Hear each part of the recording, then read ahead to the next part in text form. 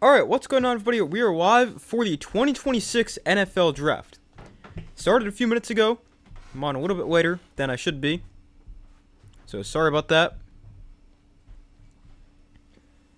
But, the draft is underway. And, welcome to the stream, everybody. Let me pull up the chat.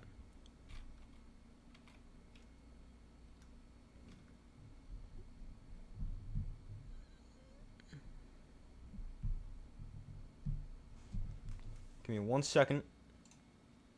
But I just got the alert. The Raiders have officially taken Fernando Mendoza number 1. No surprise there.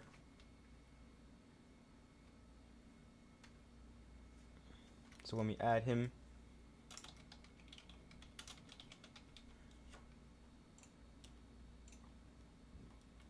But welcome to the stream, everybody.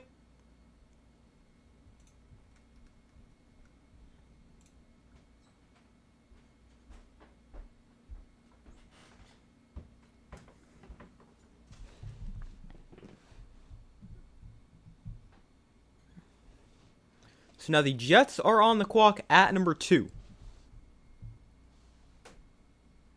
This is a pick you'd probably expect them to go edge rusher, being either David Bailey or Arvell Reese.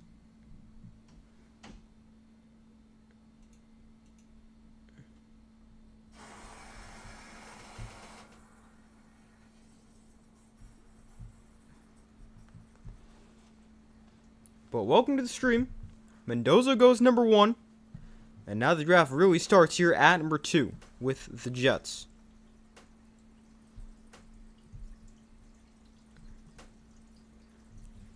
Alright, there we go. Got the draft done.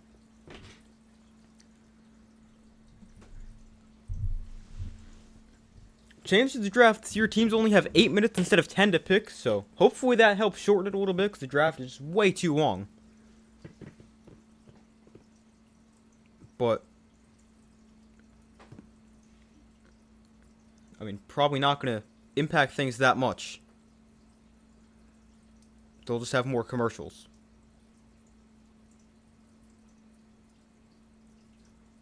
So the pick is in for the Jets. They pick 2 and 16.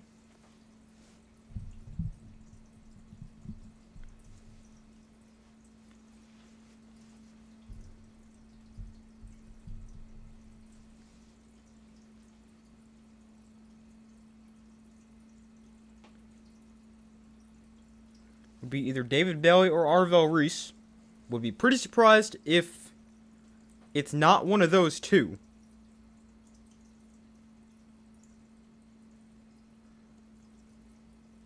David Bailey, maybe the player who can impact the game right now. But if I was the Jets, I would take Arvell Reese. Just his potential is insane.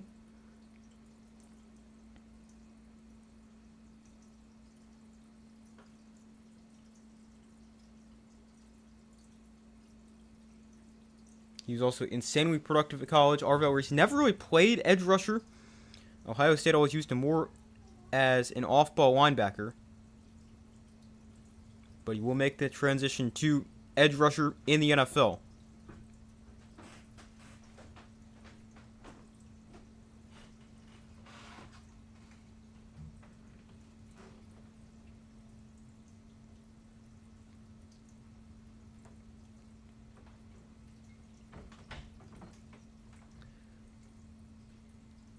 So Mendoza goes number 1, and here is the Jets pick at number 2.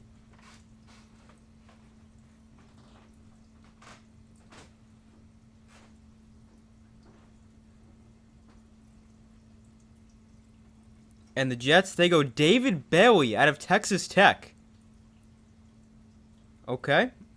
There was definitely rumors they would go David Bailey. I thought they'd go Arvell Reese, but still a really good player.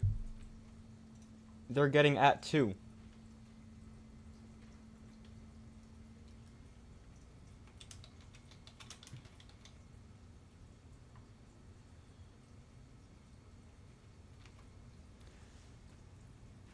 So now, that makes things interesting here for the Cardinals.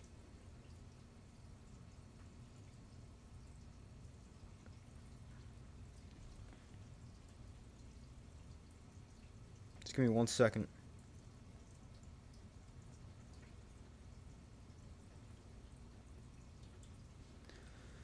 So the Cardinals here at 3. I mean, they've got some options. They could make a trade.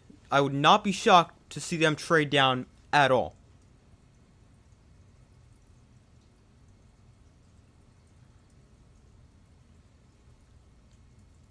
I mean, as far as teams who want to move up, I mean, somebody could want to move up for Arvell Reese. I think the Cardinals are definitely a team that would want to move down.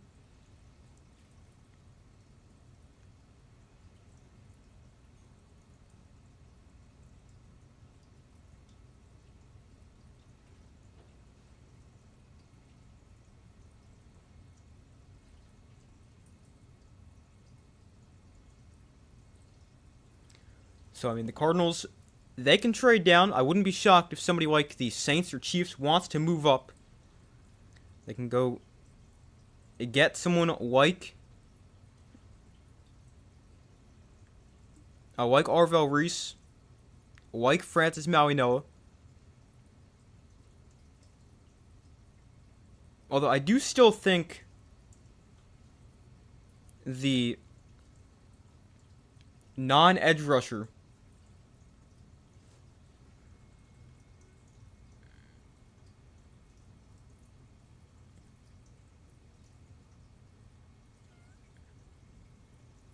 the non-pick at 2 ends up going 3. So in this case, Arvell Reese. But we'll see what the Cardinals do. About 3 minutes till they've got to submit their pick.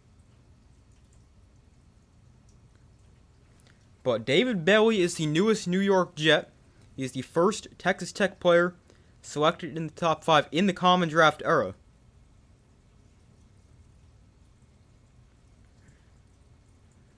And he was great at Texas Tech this past year. He was one of the leaders in the country in sacks. 14.5 sacks. There is questions about him as a run defender, but he's a really good player. 14.5 sacks this past year. And he was great. And this is also interesting. Schefter's making this comparison. Dan Campbell's first 2 picks with the Lions were right tackle Penei Sewell and defensive end Aiden Hutchinson. And now Aaron Glenn's first 2 picks with the Jets at both number 7 and number 2, a right tackle Armand Membu, as well as a defensive end David Bailey. So that is very interesting.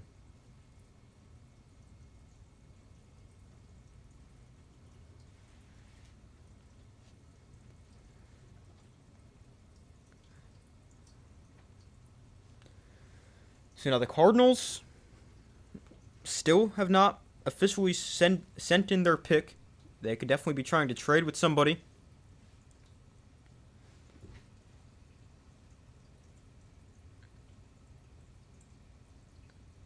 David Bailey's 14.5 sacks were tied for most in the country this past year. And that's second in a single season in Texas Tech history. So the pick is in for the Cardinals. They will not move out of the 3 spot. They have made their pick.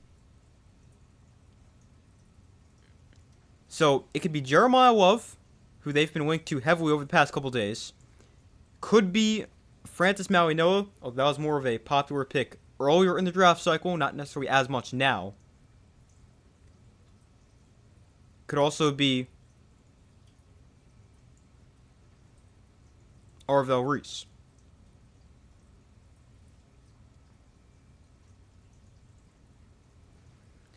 If I'm the Cardinals here, I go Arvell Reese.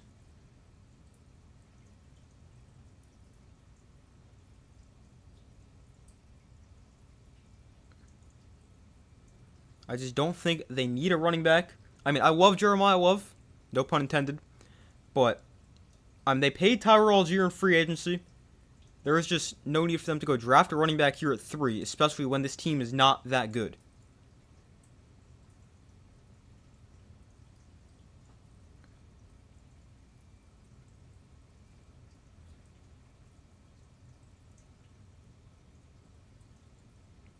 So we'll see what the Cardinals' pick is at number 3. And that'll put the Titans on the clock at 4. And with the Titans' pick, really depends a lot on the Cardinals. Because the Titans, the team who could be interested in Jeremiah Love as well. Alright, so here is the Cardinals' pick at number 3.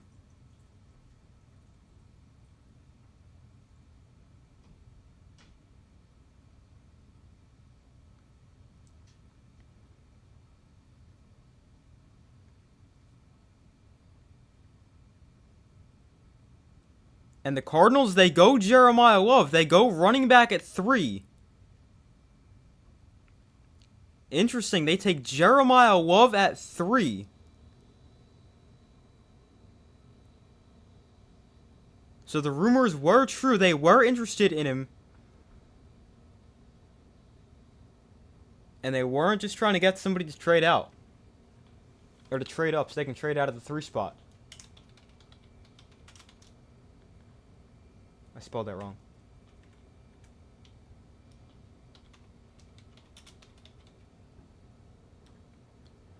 But Jeremiah Love is an Arizona Cardinals. He goes number 3.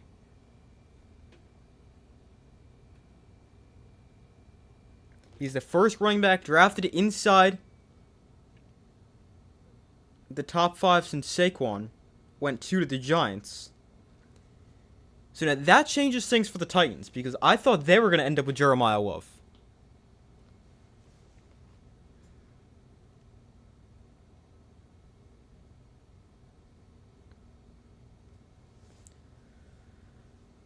Because you got the Titans now at 4.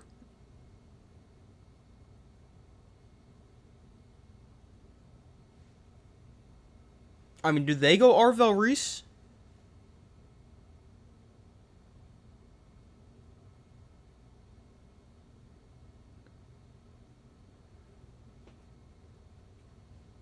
I don't know. They could go Arvell Reese, I feel. They could also go... I wouldn't be shocked if they go offensive line and take Francis Mauigoa. They could go Sonny Styles if they want. But maybe they look to trade out of this pick now that Jeremiah Love is no longer on the board.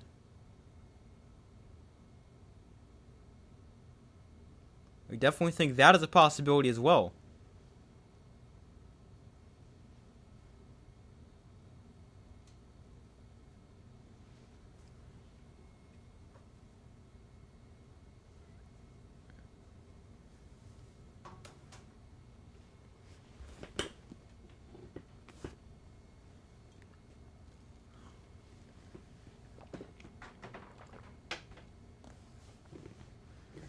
So Titans at 4, Giants at 5, Browns at 6 after the Cardinals take Jeremiah Love at 3. Now, I know some people are going to say this early for a running back, but I think teams really view Jeremiah Love as just more than a running back. I mean, he is an offensive weapon. I mean, he is so good. He's not just a running back. I mean, he can catch the ball. He is really good. So it makes sense they go take him there at 3. There's also rumors the Cardinals can move back into the first round later and go take Ty Simpson. Because obviously they still don't have a quarterback. And now the pick is in for the Titans. So they're sticking at 4.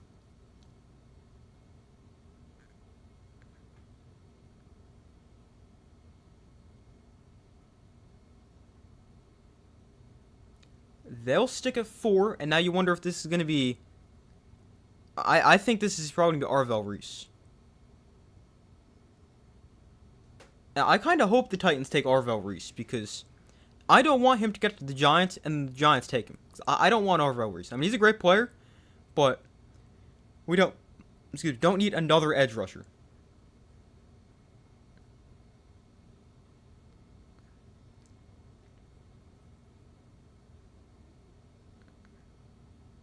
If you guys don't know who I want Sonny Styles.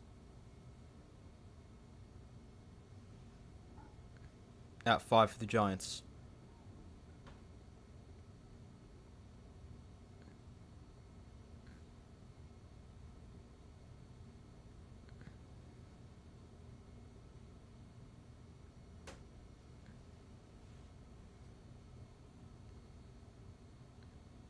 I mean, I don't think this would be a receiver for the Titans. I don't think they go Carnell Tate here at 4. It's a possibility. I just don't think that happens.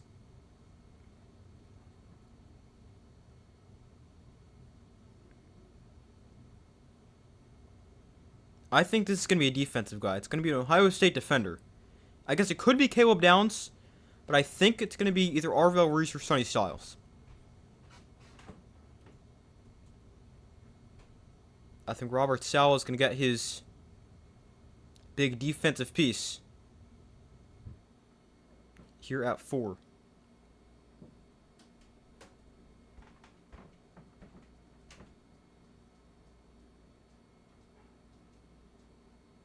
Because with Love off the board right now, I'd be pretty surprised if they go with an offensive player.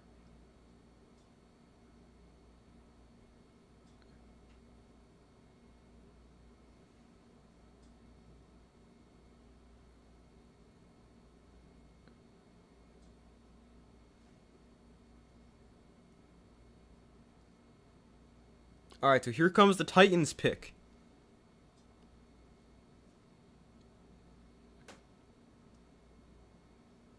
So the Titans here at number 4. Let's see what they go with.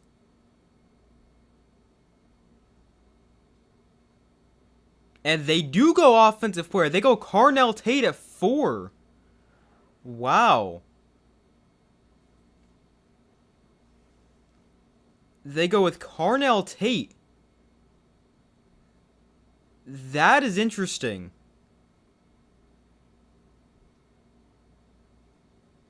So Carnell Tate goes at 4. And now the Giants on the clock at 5.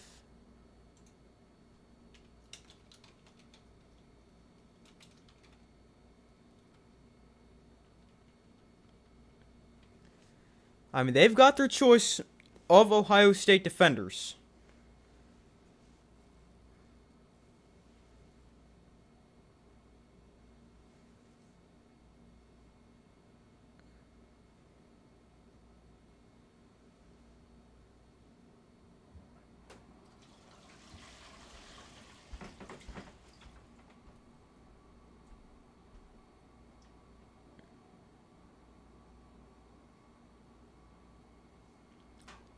So now, let's see what the Giants do.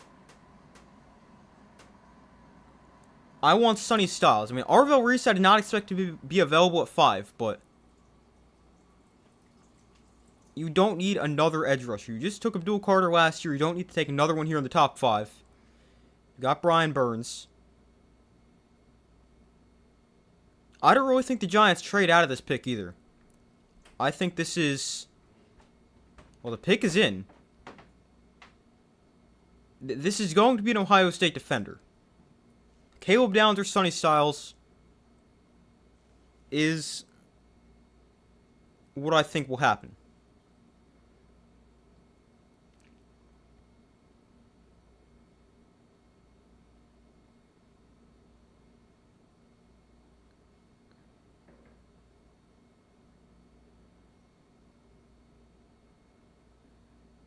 So we'll see what the Giants do at number 5. I mean, would I hate Arvell Reese?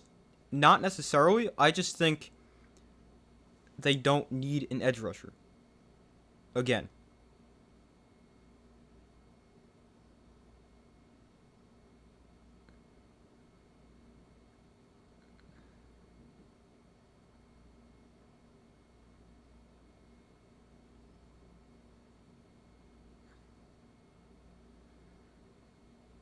So we'll see what the Giants go with at 5. Definitely not too nervous right now.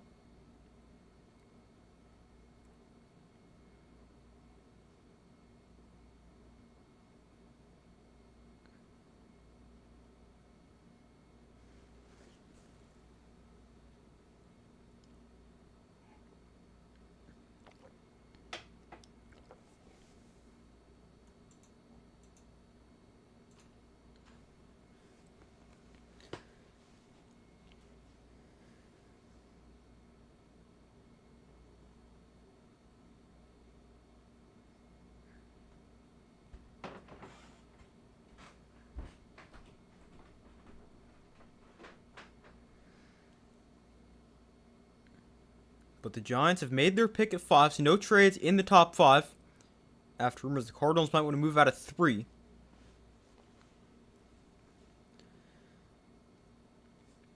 But we've got Mendoza, Bailey,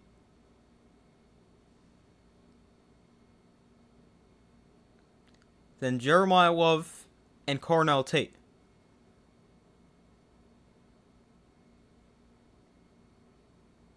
This is going to be a defensive player for the Giants. We know that. Especially with no Jeremiah Love and no Carnell Tate. Well, I wouldn't necessarily go as far as saying that. I should have thought before I said that. I guess Jordan Tyson's a possibility. But, I don't know. I think this is going to be a defensive Ohio State player. We'll see who John Harbaugh picks as his first draft pick as Giants head coach. And of course, they're at commercial right now. And I don't want to look at my phone because I know Schefter's going to go spoil it. Which is one of the most annoying parts about the draft. Like, who cares if these insiders get it first? Like, wait until the pick actually gets announced by Roger Goodell and then tweet it out. So I can't go check Twitter right now. But obviously, the first of the Giants' 2 top 10 picks, 5 and 10. Don't want to know. Yeah, I'm just waiting till the actual announcement right now. Because I know if I go on Twitter, it's going to get spoiled.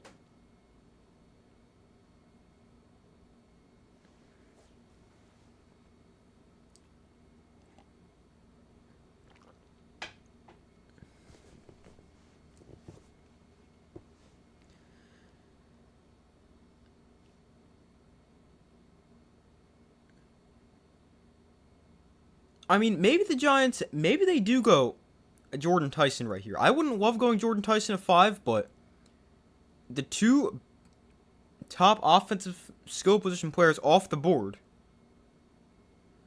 with Love and Tate, maybe they try to go get Jordan Tyson now, considering they've got teams behind them like the Browns, Commanders, and Saints, who all could be wanting a wide receiver.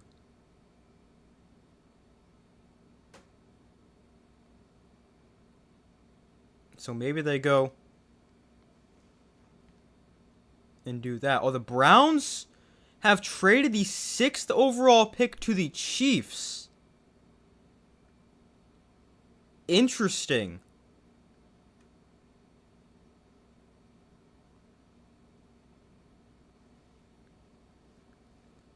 So the Chiefs are moving up to 6.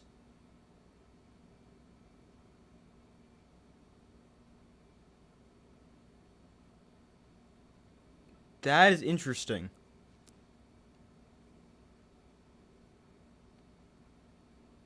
I don't think it'd be for a receiver. It's probably for... They're probably under the assumption the Giants are going to go Sonny Styles or Jordan Tyson, someone like that. And the Chiefs probably want to jump up and go get Arvell Reese, assuming he's still on the board after the Giants pick. But I just saw that on the bottom of the screen. But first, we'll see the Giants pick here at 5. Let's see. Let's see what we'll do.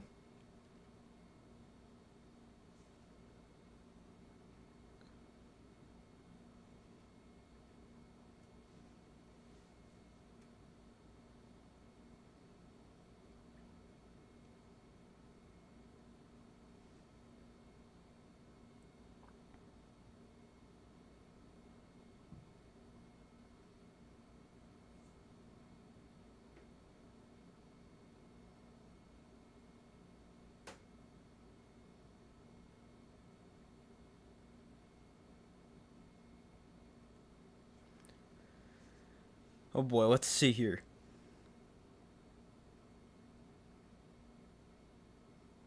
I mean, I would assume the Chiefs moved with the Browns. I haven't seen anything besides that one thing on the bottom of the screen. It still says the Browns are picking 6. So maybe not. But we'll find out in a second, I'm sure.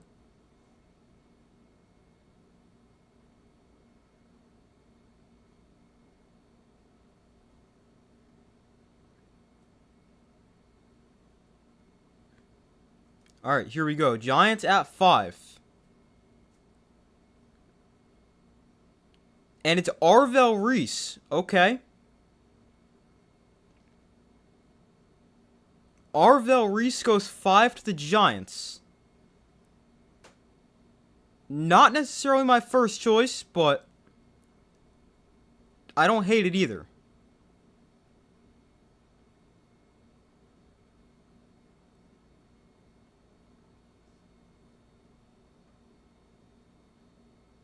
So they do go with an Ohio State defender. And they take Arvell Reese out of Ohio State. And I mean, he's a player you can use all over the place. Obviously, played off-ball linebacker. Going to move.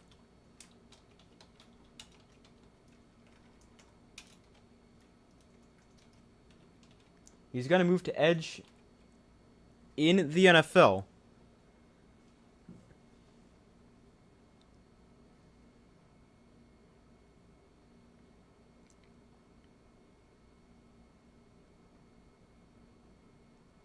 Yeah, the Chiefs have traded up to 6.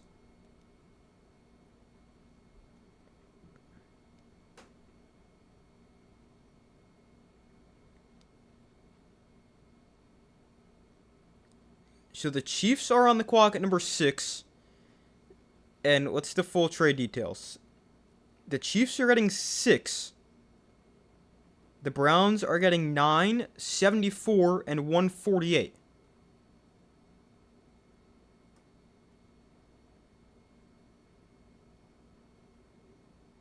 So that's what, a third? Yeah, the Browns get a third. And the pick is in for the Chiefs.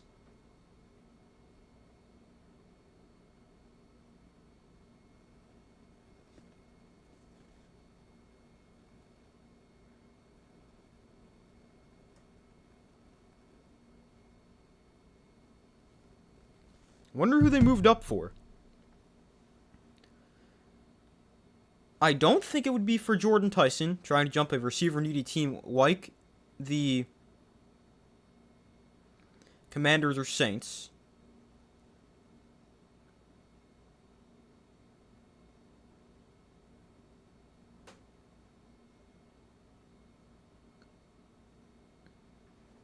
I don't know now. And now, despite trading Arvell Reese, or drafting Arvell Reese, the Giants do not plan on trading Kayvon Thibodeau. See, this makes no sense. Like, Arvell Reese is great, obviously, but you've got 4 good edge rushers now. Like, how many players are you going to have rush the quarterback from the edge? I mean, last I checked, you only have 2 at a time. I mean, I know you can get creative with how you use Arvell Reese and Abdul Carter, but I don't love the pick at 5 there for the Giants.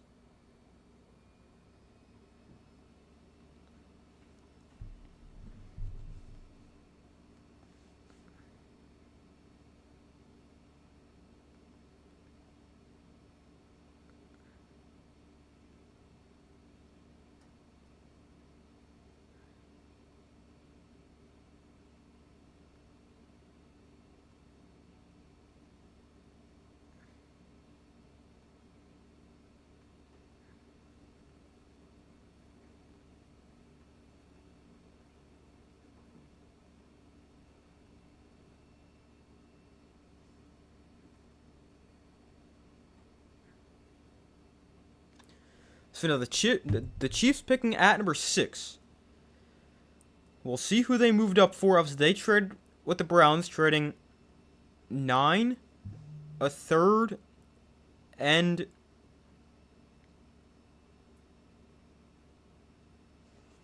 probably a 5th or 6th, 170 something. Yeah, so the Chiefs get 6, the Browns get 9, a third, and a 5th.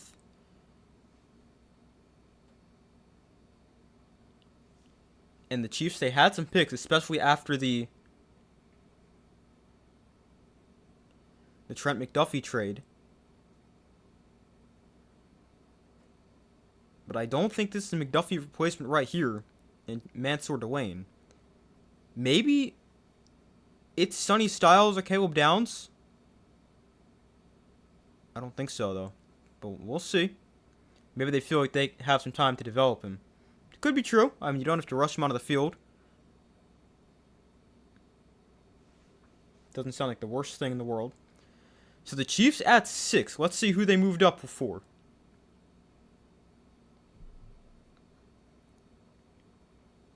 They do go corner. They go Mansour Delane. They go corner at 6.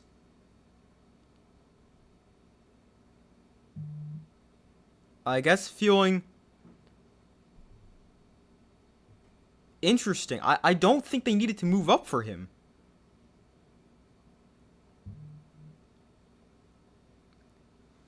So they do take the replacement for... Oh, I gotta change this. For Trent McDuffie.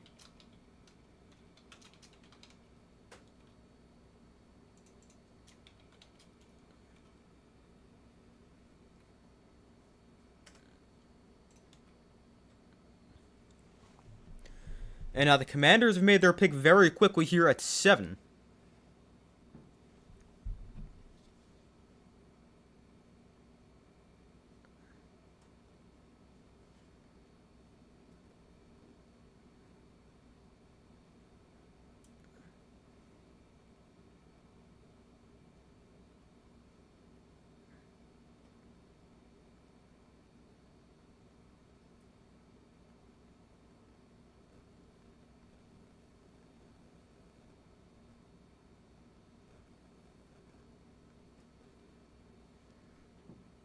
Also, it's very interesting.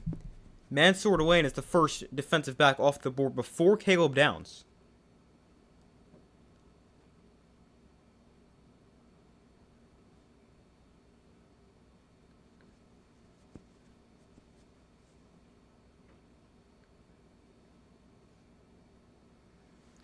Now the Commanders at 7, I would imagine this is a defensive player.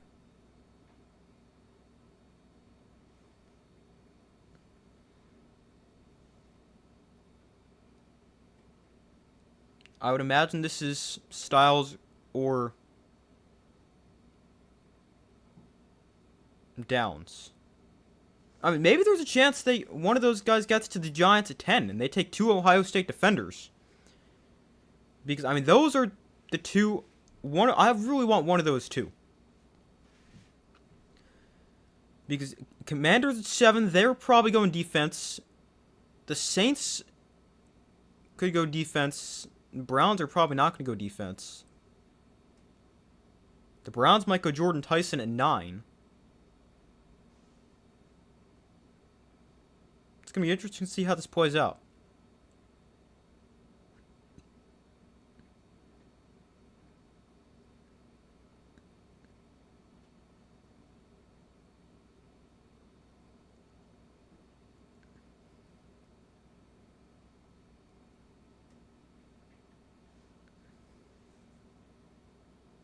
But we'll see what the Commanders do here at 7.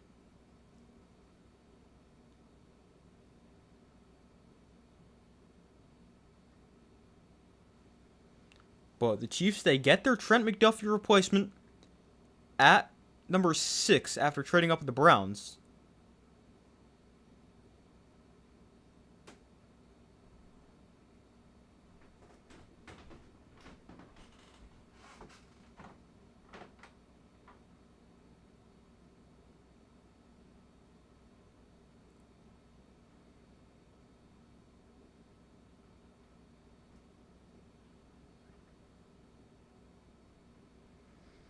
So the Commanders, they've emphasized rebuilding and reshaping their defense leading up to the draft. So you've got to imagine this is a defensive player.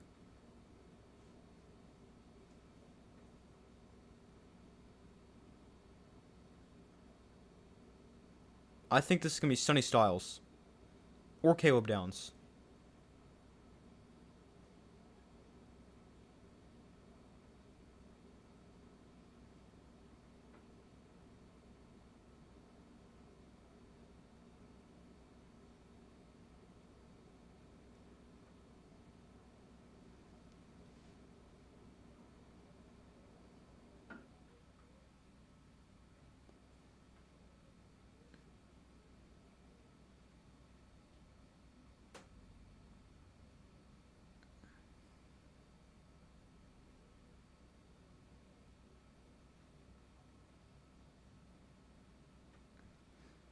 And they're honoring Bobby Wagner for winning Walter Payton Man of the Year before they actually announced the pick. Alright, so let's see. The Commanders at 7.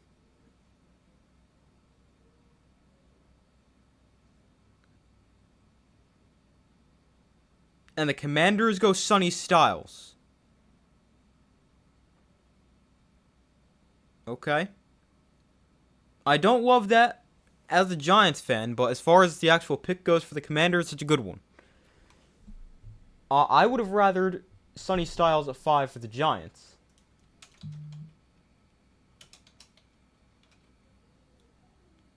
But the Commanders get him at 7.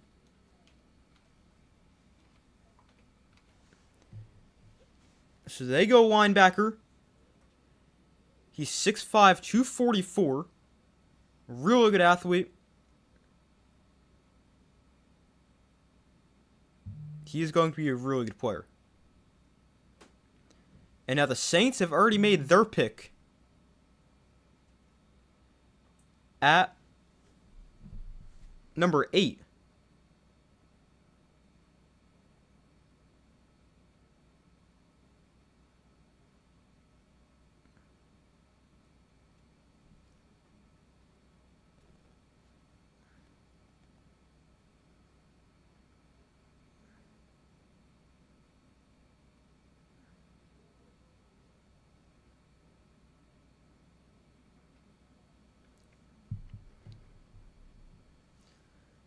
So the Saints pick at 8. I would imagine this is going to be another defensive player.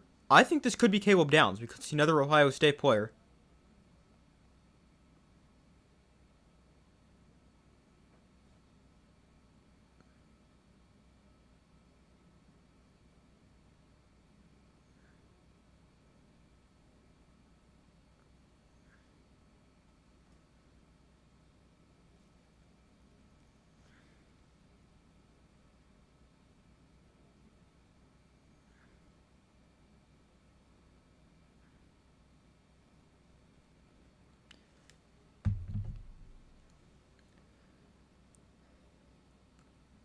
So the Saints at 8 could be Ruben Bain, could be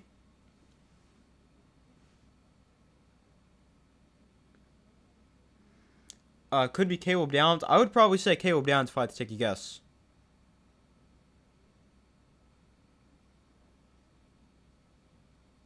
And the Browns on the clock at 9 after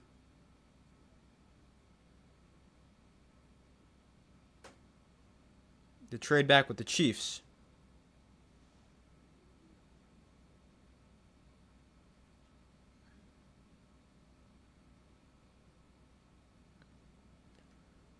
So we go Mendoza, David Bailey, Jeremiah Love, Carnell Tate, Arvell Reese, who was just not somebody I thought the Giants would take. Then Mansour Delane went 6, and Sonny Styles goes 7. And now the Saints here at 8 could go a couple different ways. I mean, they could also take a receiver. They could take Jordan Tyson. But obviously, we really don't know what teams think of him with the injury concerns and stuff like that. But I think he's a good player. But obviously, we don't know if teams feel the same way about that.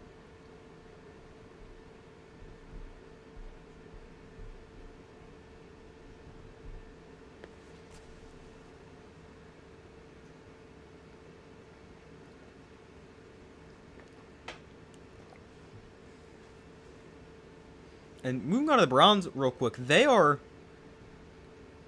now traded back 2 years in a row. Last year they traded back from 2 to 5, trading with the Jaguars. And now this year they make the trade with the Chiefs. It's the first time 3 Ohio State players selected in the top 7 picks ever are in the common draft era. Tate, Reese, and Styles. I mean, there's even a chance it's 4 in the first 8. And the Saints go Caleb Downs. But we're going to get a commercial break first before the Saints pick at number 8.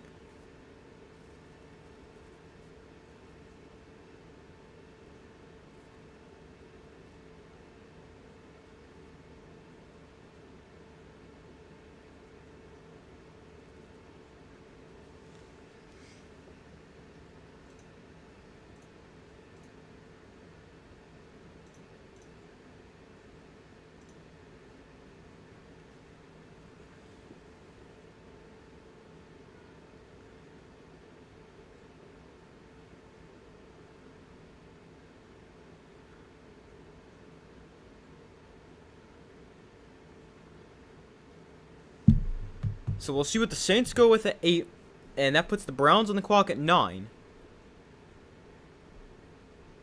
We'll have to wait for them to come back from commercial break first.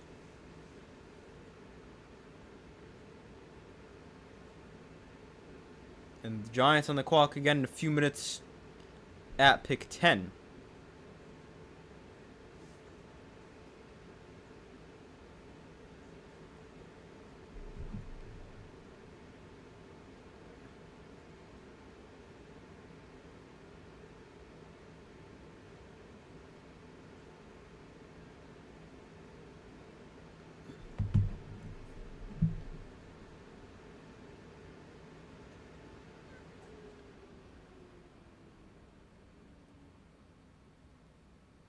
But it still does seem like we're moving at like the same pace, even though they did shorten the round a little bit. Obviously, 8 minutes for teams pick instead of 10, but I mean, we're going to be through 8 picks an hour in, so we're still on pace for 4 hours, which is still entirely too long.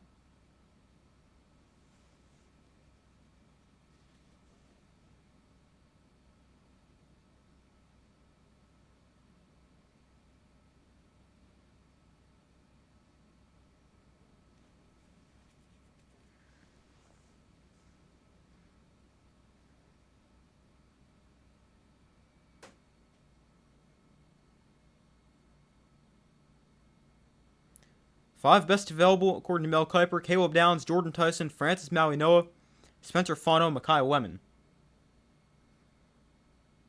I think we could see the top player on that board go off right here.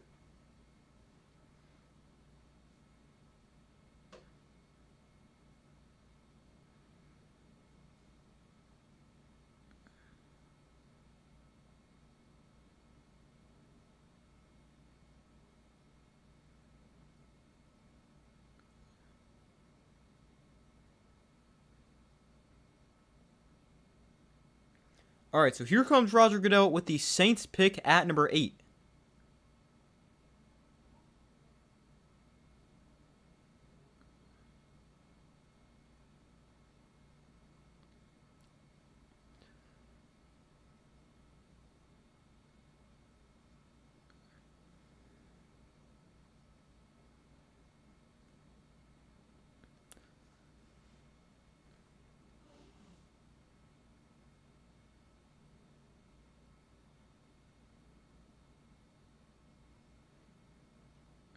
So here we go. The Saints at number 8.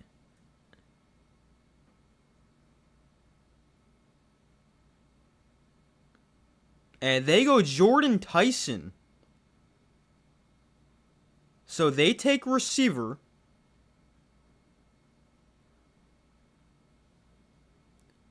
I mean, he's not going to be a Giant at 10.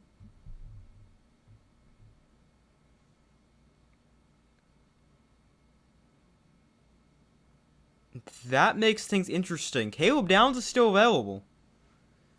Maybe we'll get Caleb Downs at 10.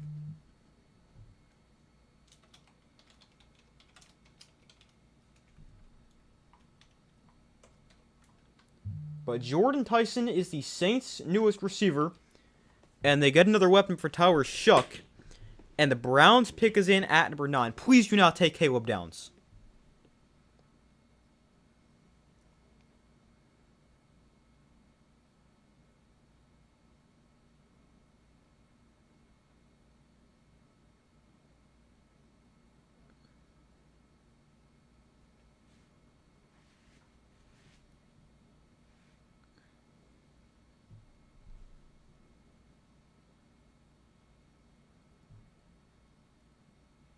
Yeah, this is interesting right here.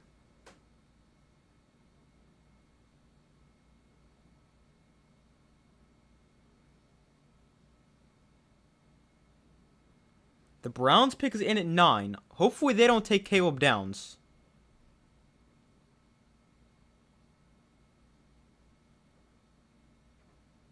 I don't think they will. I think the Browns are going to go offensive line. Haven't seen an offensive lineman picked yet.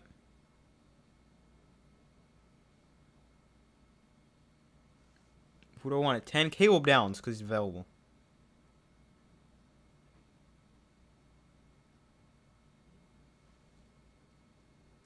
He's my choice right now at 10.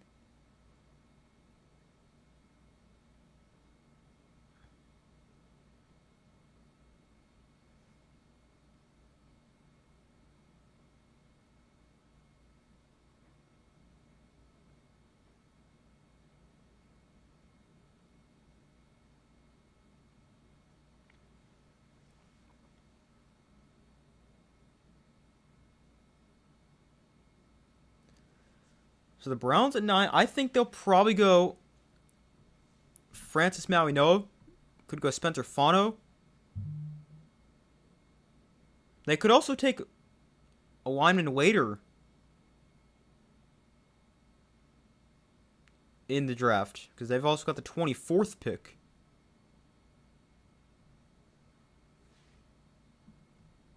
Maybe they go receiver. I guess Mekhi Lemons an option for them.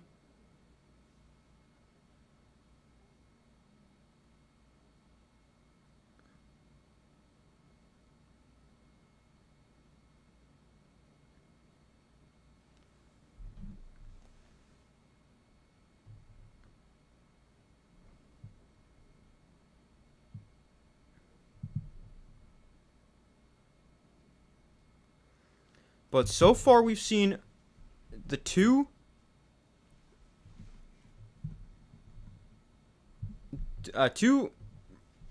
going into their second-year quarterbacks, Cam Ward, Tyler Shuck, both get big-time playmakers inside the top 10. No, what am I saying? No, I'm right. Carnell Tate went 4. Carnell Tate, Jordan Tyson. I don't think the Giants are going to add their name to that list and get Jackson Dart in their weapon.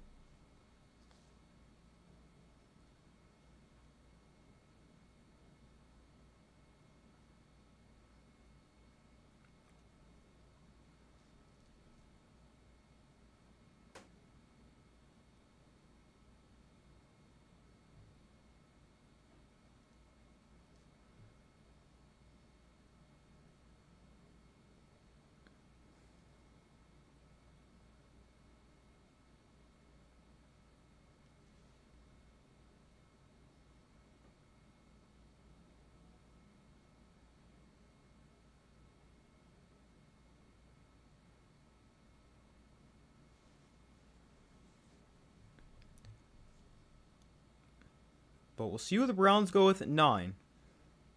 The pick has been in for a while.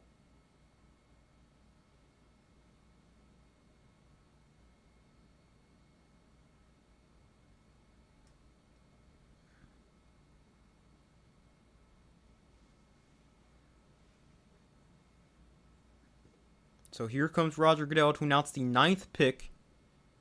Please do not take Caleb Downs.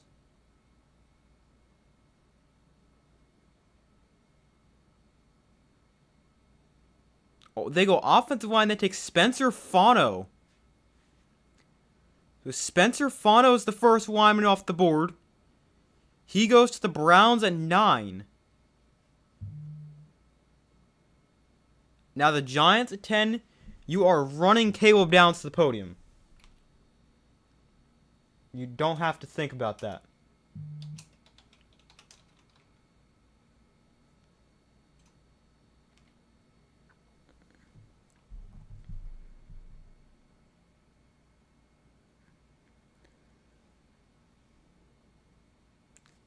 And now the pick is in for the Giants at 10. That's how it should be. Caleb Downs, let's go.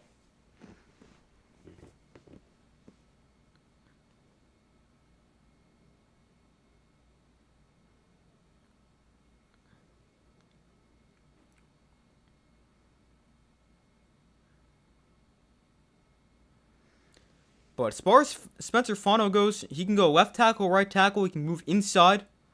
He's a really good athlete. Played left tackle 2 years ago at Utah. Right tackle this past year. And he goes 9. He'll probably be the first of 2 Utah tackles taken tonight. With the other being Caleb Lomu. We'll go probably teens or 20s.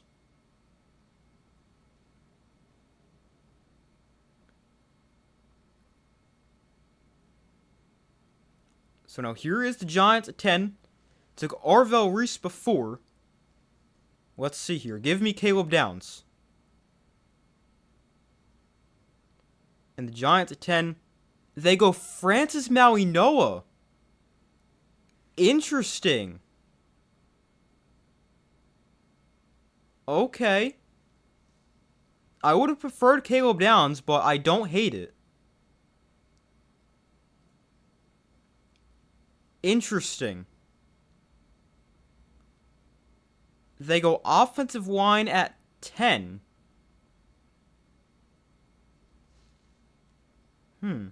Interesting. Caleb Downs has fallen outside the top 10.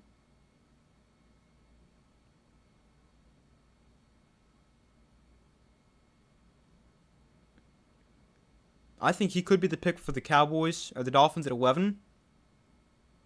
Could be the Cowboys at 12 too. Oh, the Dolphins have traded. The Dolphins have traded the 11th pick to the Cowboys. So the Cowboys are now on the clock.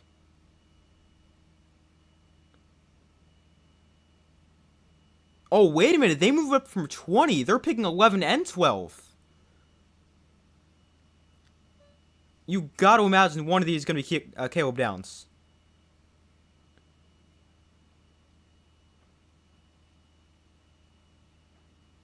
So the Cowboys make a move, and they're picking 11 and 12. And the pick is in at 11. Giants building up the trenches. Yeah, I don't hate it.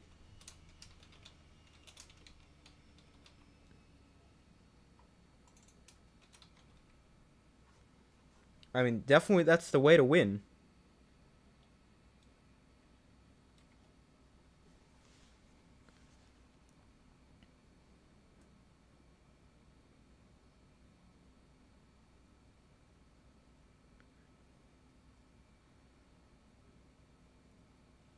I wonder if this is... Oh, no, now they've... Alright, now they switched it. It is... the Dolphins at 12.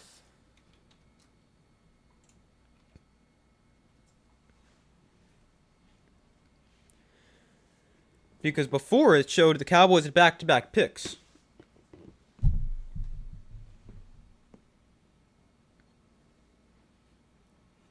But now it's the Cowboys just moving up one spot. As they go from 12 to 11.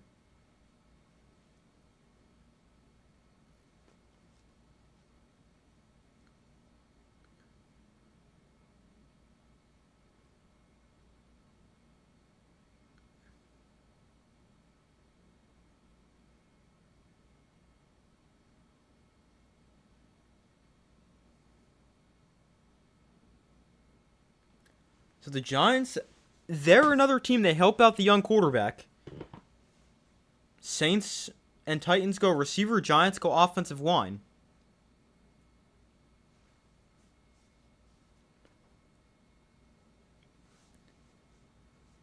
The Cowboys get 11 for picks 12, 177, and 180.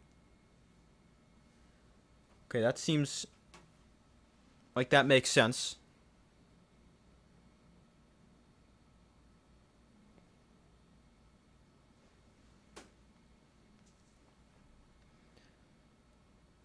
This has to be Caleb Downs.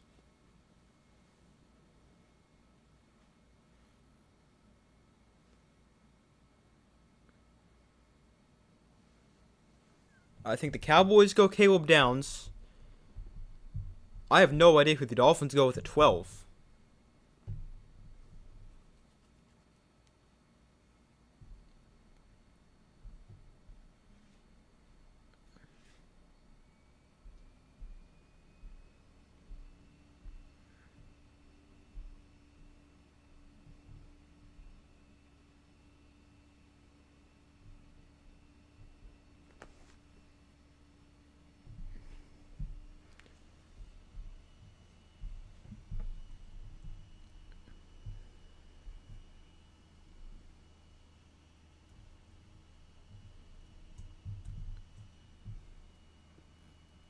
Give me 1 second.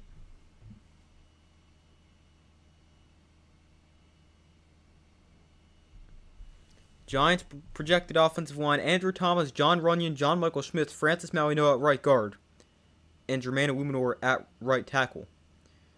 I mean, I like the idea of improving the offensive line. I just don't love to do it right there at 10 because, again, you don't need to. The offensive line was not that bad.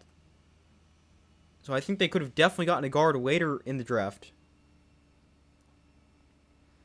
And I also didn't even hate the idea of just letting the guys they have battle it out. I would have preferred someone else like Caleb Downs, but again, a good pick.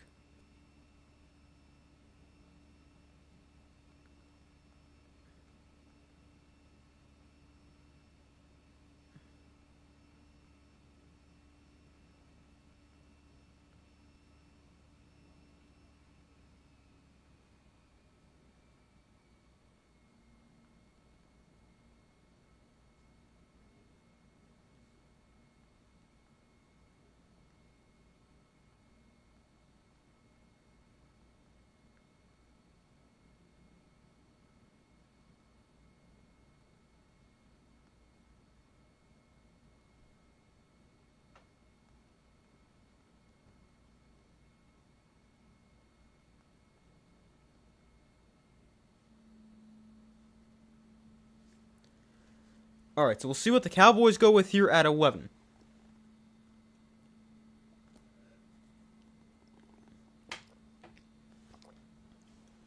Cowboys, Dolphins, Rams, the next 3.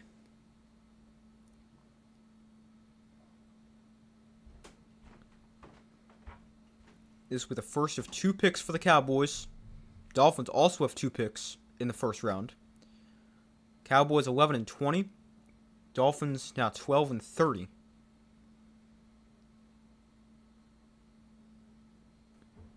Dolphins also picked up 177 and 180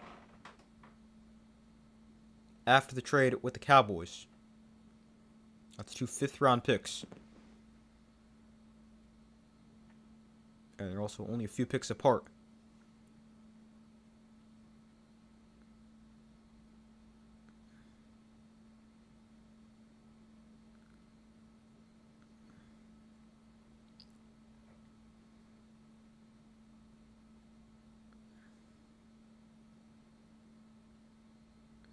But imagine the Cowboys go Caleb Downs here at 11. Would really stink if the 2 players I really wanted for the Giants, Styles and Downs, end up going to division rivals, and Caleb Downs is a Dallas Cowboy. The Cowboys take Caleb Downs at 11. They move up 1 spot for him as another Ohio State defensive player, and just an Ohio State player in general, goes off the board.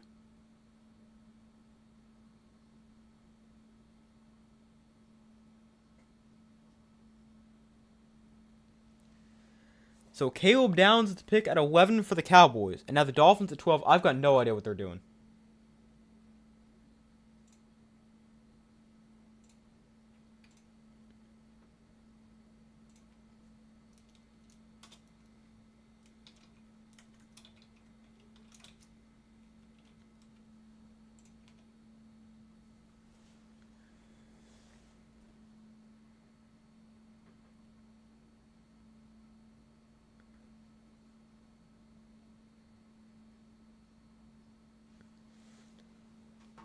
So the pick is in for the Dolphins, and we'll see what they do.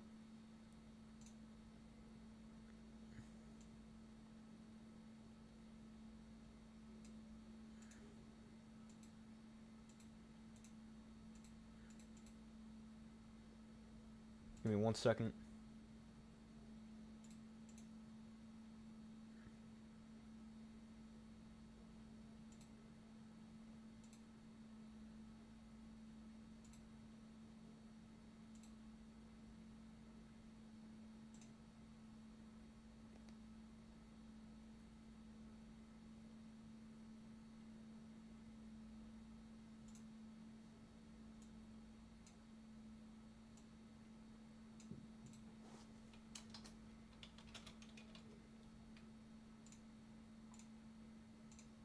Just clipping this part of the stream I wanted to save for making it to shorts later with the Giants picks.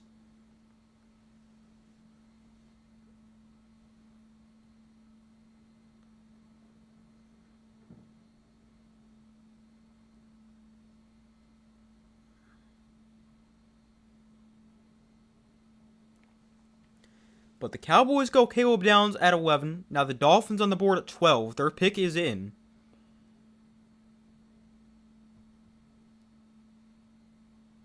I think they could go receiver. They could take Mekhi Lemon. They could go offensive line. I know I saw some people say they're going to go Spencer Fano, but he's off the board now. After the Browns took him at 9.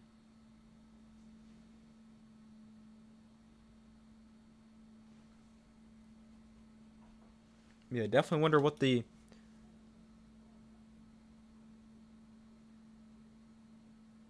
who the Dolphins take.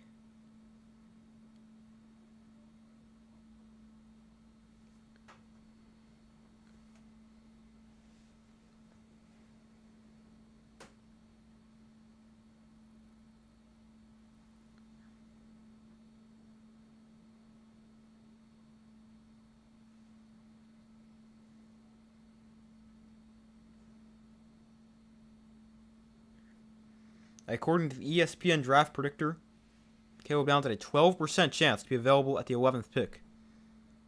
I still don't know who comes up with that stuff.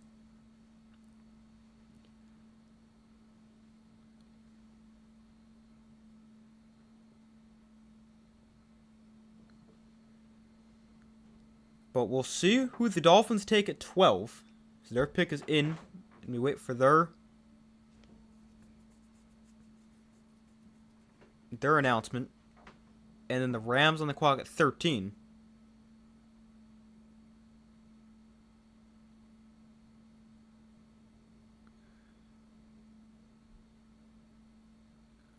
I think this is probably an offensive pick for the Dolphins with the way the board is played out.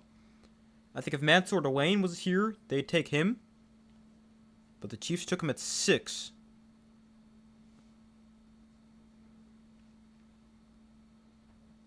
But we'll see. So here are the Dolphins at number 12.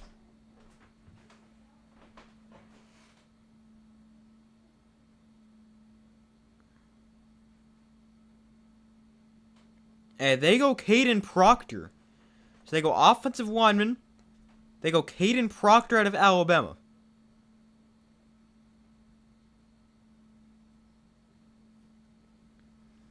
He is a large man. He's 6'7", 360 pounds.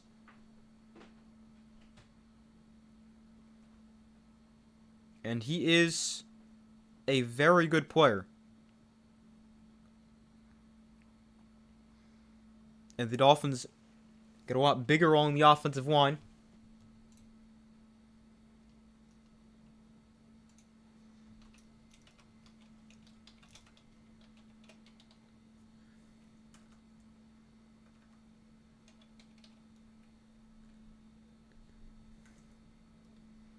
Trying to spell his name right.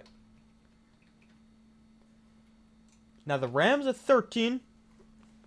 Their pick is in. So, I mean, the picks are coming in quickly. They're just not going through them that quickly because it needs to be 10 minutes in between every pick.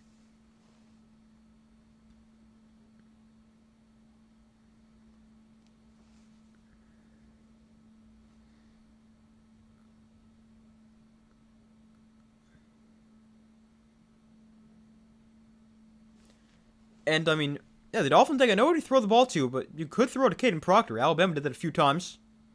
He almost scored a touchdown against Georgia.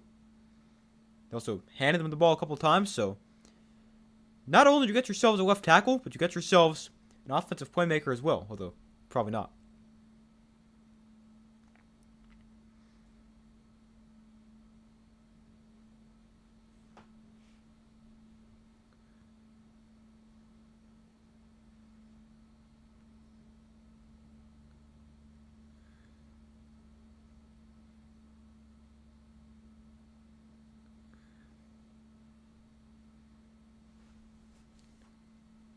So the Rams at 13. We'll see what they go with. I've heard a lot of Mekhi Lemon to the Rams at 13, which makes a lot of sense.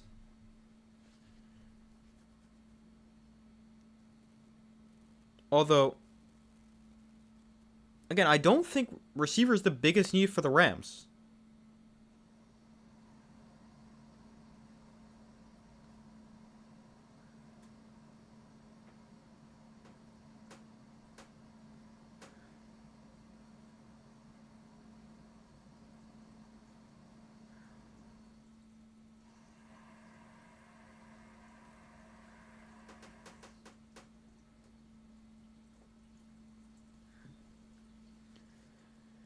So yeah, I don't think receiver is the biggest need for the Rams, but a ton of people said Mekhi Lemon.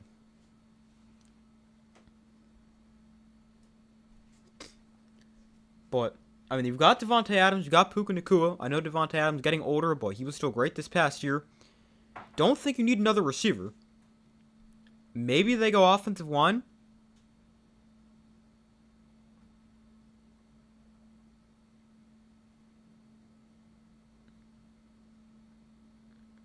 But we'll see what they do here at 13. Listen to your draft prediction video. Don't recall you predicting any of their quarterbacks being taken today. Who and where do you think the next quarterback will go?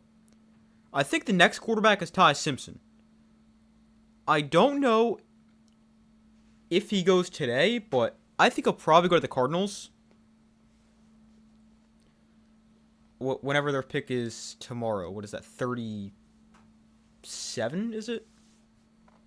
Might be a little earlier than that. I think he's probably the next one to go. I think they could trade up into the first round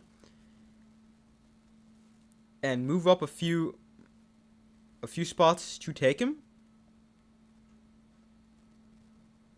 But I think he probably ends up going second round.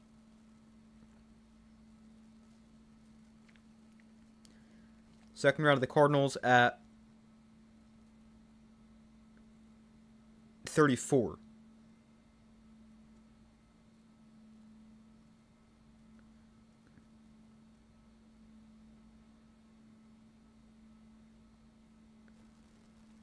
Yeah, I think he's probably the next quarterback off the board. I'm not a huge fan of Ty Simpson. Obviously, he could be good, but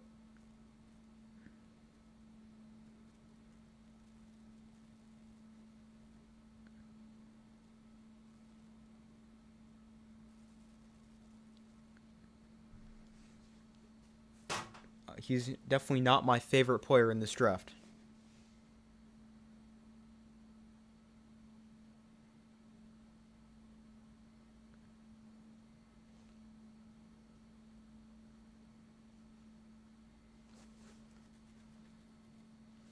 So now the Rams at 13. I guess they could also take Ruben Bain. He's still available. Would not be surprised if a team takes him in the next few picks. Whether that's trading up for him or whatever.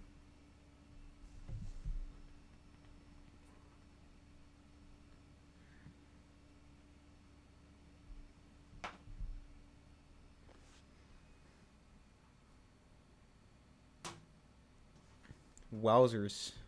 Not sure what's that. What is that referring to?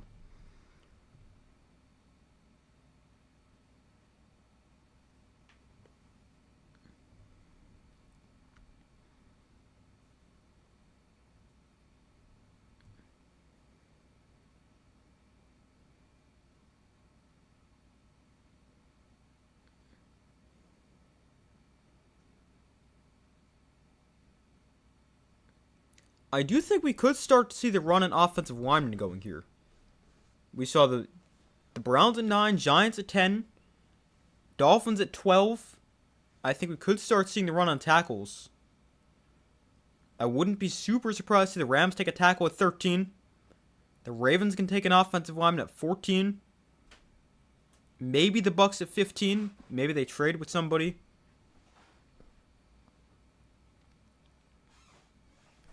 But I definitely think we could start to see a run on offensive lineman.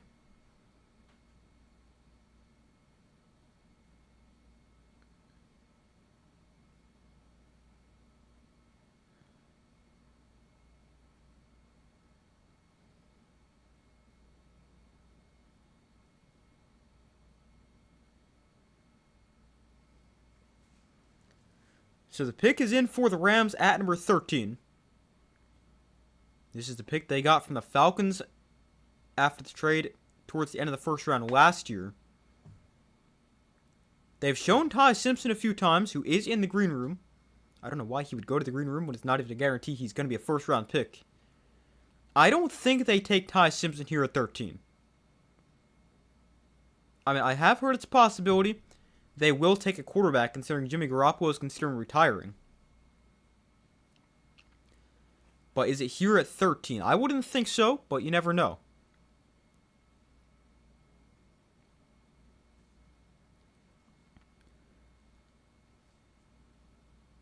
So the 13th pick, the Rams, they go and take Ty Simpson. Wow. They go quarterback. They take Ty Simpson at 13.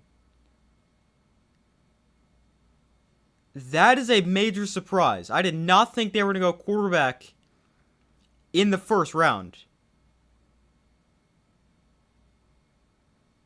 I also think that's kind of high for Ty Simpson to go. Wow. But I guess Sean McVay likes Ty Simpson. Doesn't have to start right away. So you still got Stafford. Wow. The first major surprise as the Rams go quarterback at 13.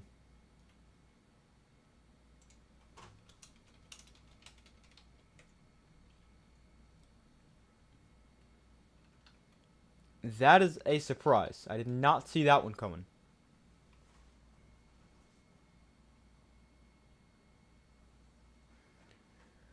So he is the second first-round quarterback.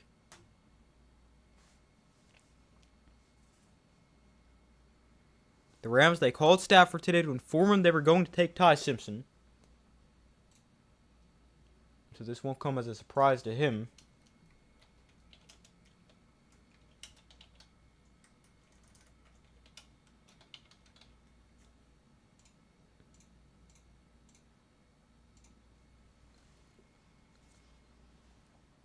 But Ty Simpson is a Ram.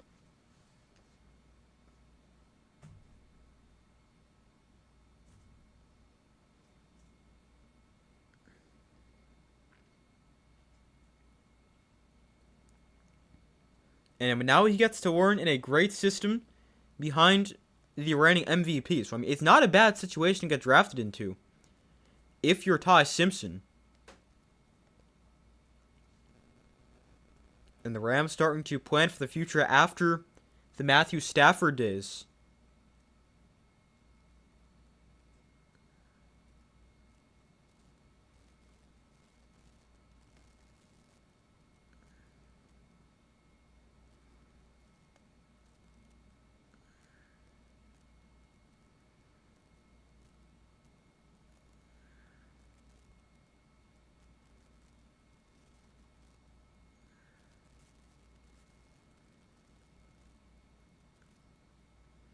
The last two times the Rams used a first-round pick on an offensive player, both have been quarterbacks. Jared Goff back in 2016, and now Ty Simpson 10 years later in 2026.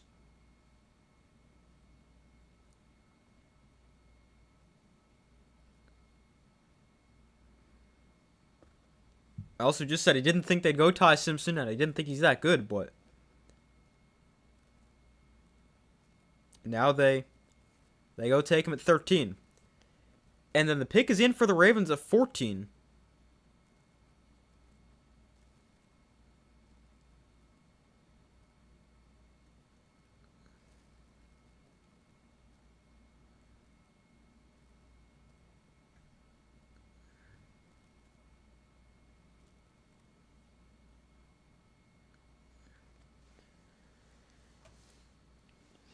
So we'll see what the Ravens do. I think they're going to be another team who goes offensive line. I think Vega Ioane makes a ton of sense for them at 14, especially after losing a lot of their offensive linemen in free agency.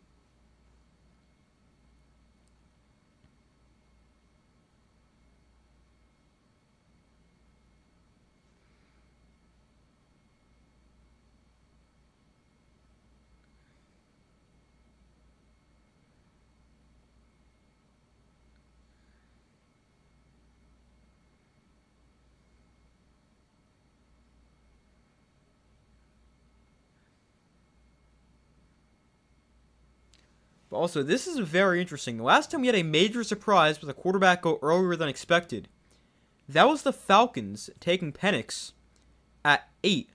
Now the Rams take Simpson at 13, and it was actually the Falcons' pick they picked him with.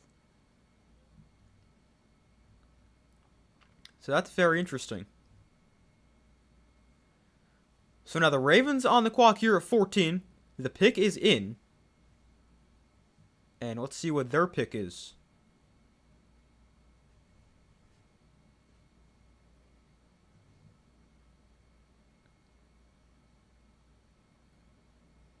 And they do go offensive line. They do take Vega Ioane.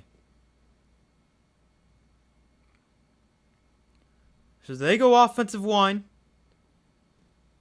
They make their pick at 14. That makes a ton of sense. That is a really good pick there for the Ravens. How do you spell his name?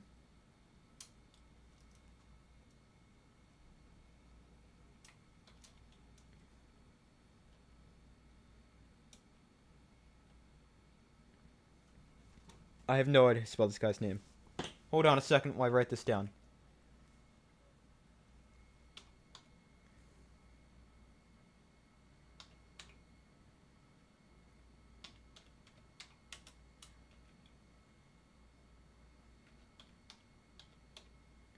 Alright, I got it.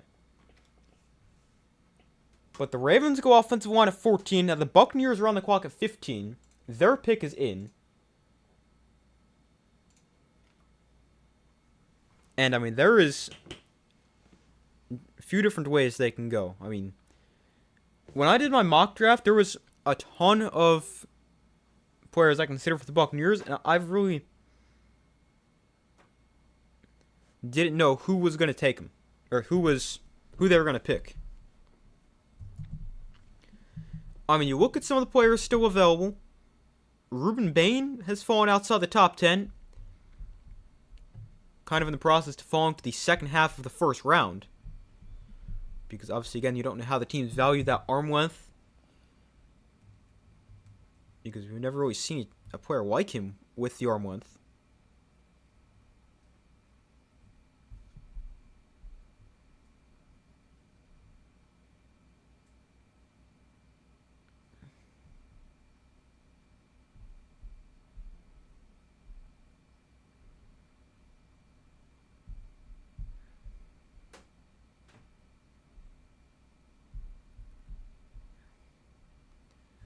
But they're also going to go to commercial before they announce the Buccaneers pick.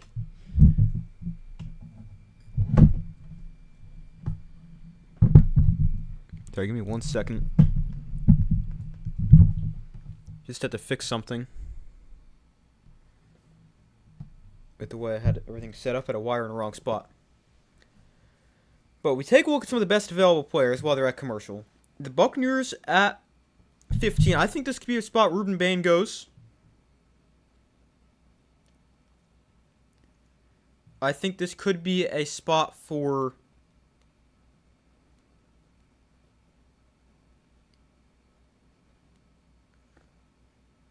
we'll see. But best available players, Ruben Band, Makai Lemon. I think Kenyon Sadiq could go here. Could be a lineman. Akeem Mesidor, I think, is a possibility. I just have no idea what they're going to do. Like, the Buccaneers, they're a team where they're not terrible, but they've also got a lot of needs.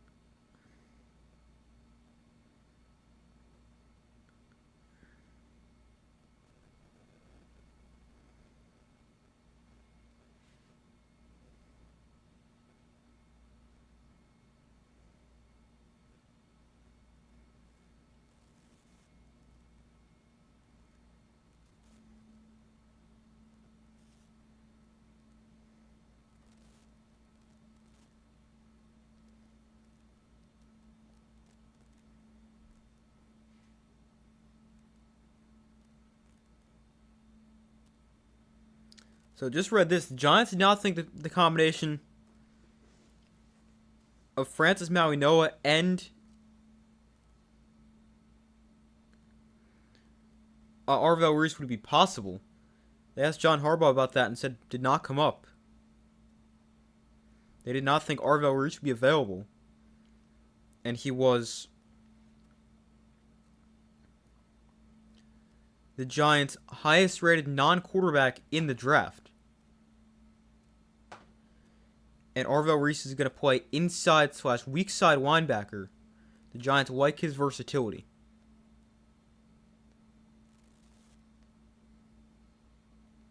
But that doesn't make any sense. If you're going to take an off-ball linebacker, why would you take Arvell Reese and not Sonny Styles? That makes no sense.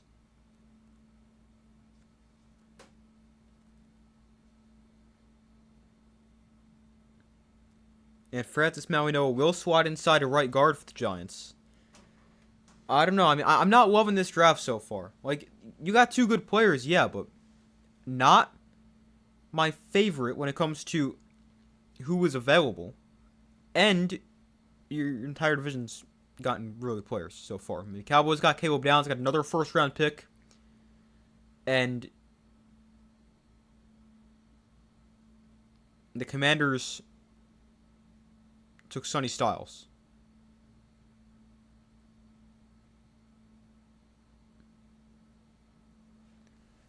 So not loving the way everything has played out for the Giants so far.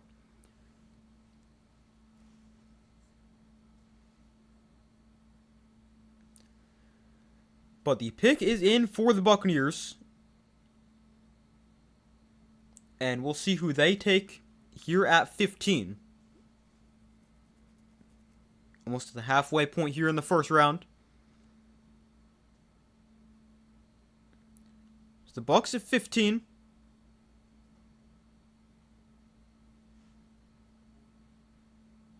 They take Ruben Bain. So he goes 15 to the Buccaneers. Some people thought he could go top 10. But he goes 15 to the Buccaneers. And I think that makes a lot of sense. They definitely need help along the offensive line. Or the defensive line. Sorry, I had them going Akeem Mesidor in my mock draft yesterday. Instead, they go with the other Miami edge rusher and take Ruben Bain.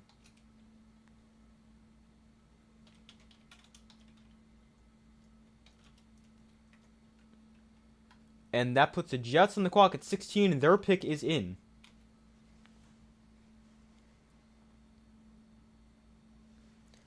Ruben Bain got the shortest arms by a first-round edge rusher since 2003. Although I'm not really sure how it's since 2003, because I'm pretty sure he had the shortest arms at the combine ever. But they keep Ruben Bain in the state of Florida. And I mean, despite the arms, I think he can still be a really good player.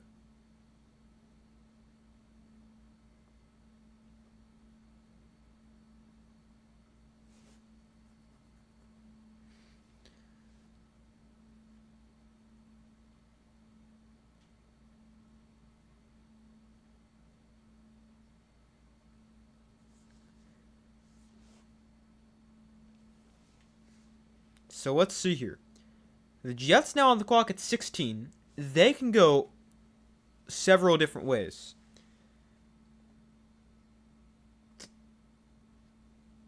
You've got David Bailey at number 2.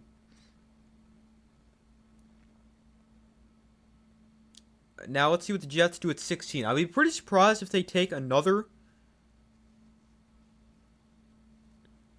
defensive player, especially with how bad their offense is.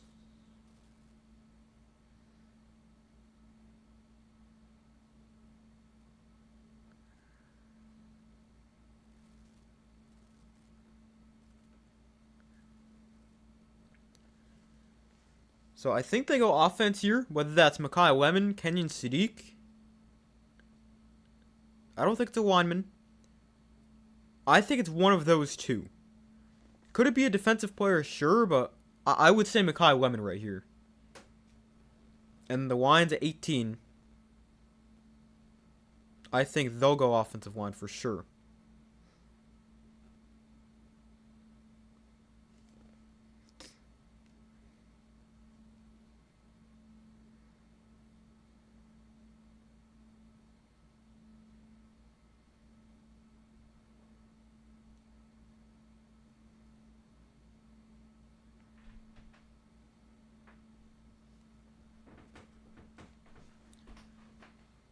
But the Jets, Lions, Vikings, the next 3 on the clock.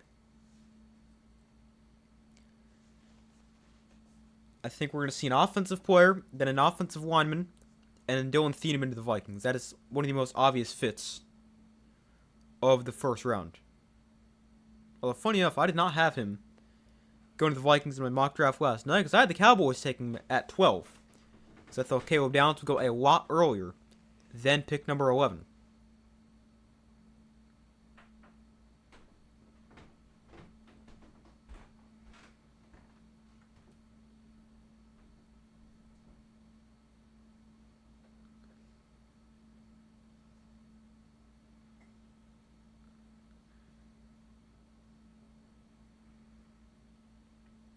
But the Jets, with the final pick here in the first half of the first round,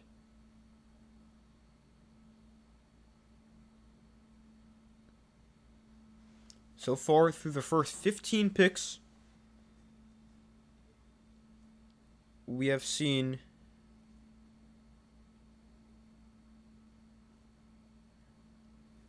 how many offense, defense? Not sure. I'll count in a second.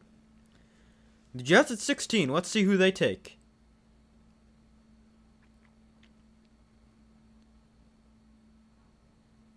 And they go Kenyon Sadiq. Okay.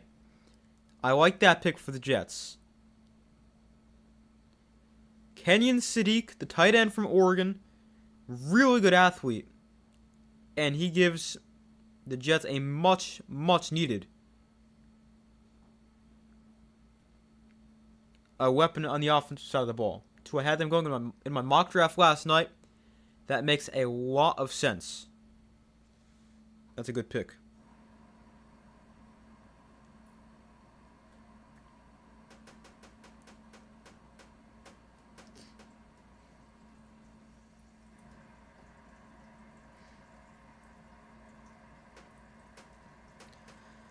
So the Lions here at 17, they are on the clock.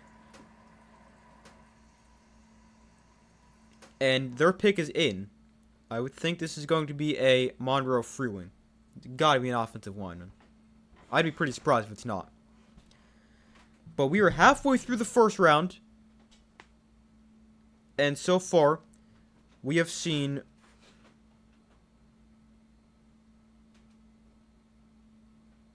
nine offensive players, 7 defensive players.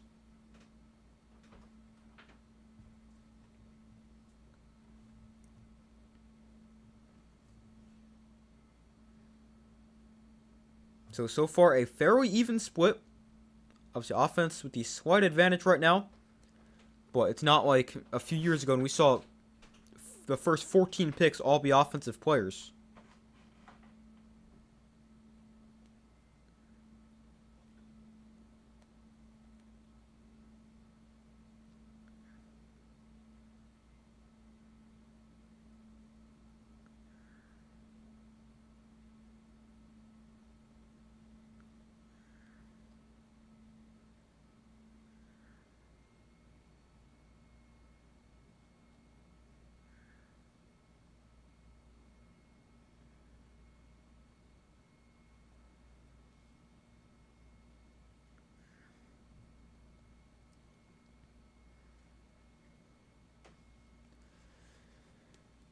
But we'll see what the Lions go with here at 17. Their pick is in.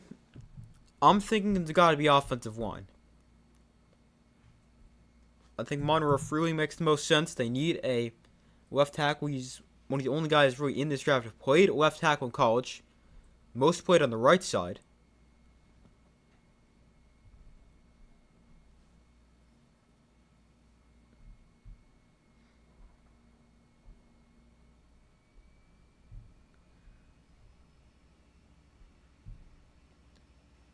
But we'll see what the Lions do here.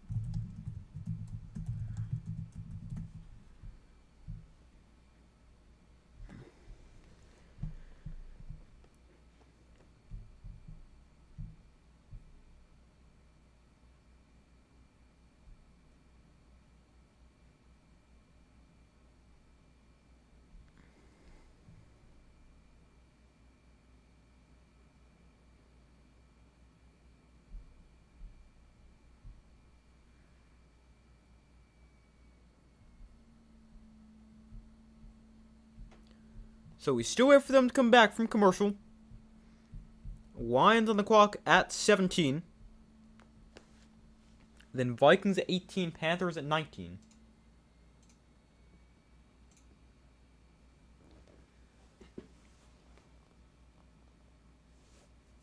I can almost guarantee the Vikings are going to go Dylan Thieneman.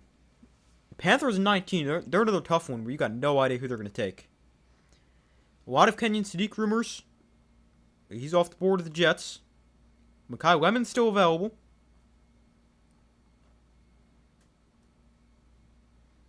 So maybe the Panthers can go him at 19.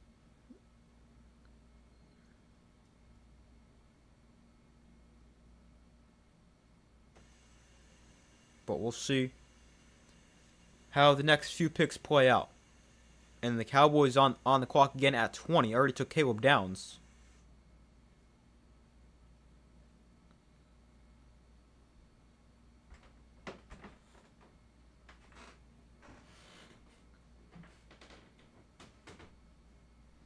What a crazy draft so far. Yeah, really. A lot has happened.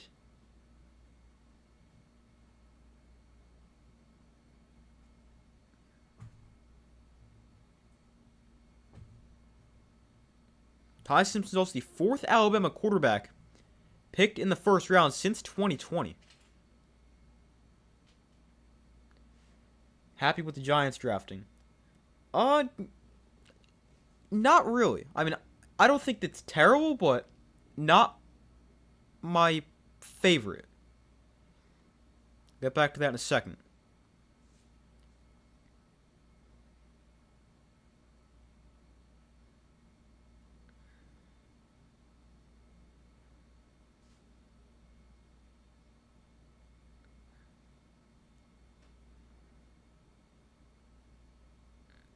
Didn't expect Ty Simpson to go in the first round. Still in shock about him going to LA. Yeah, that was a surprising one.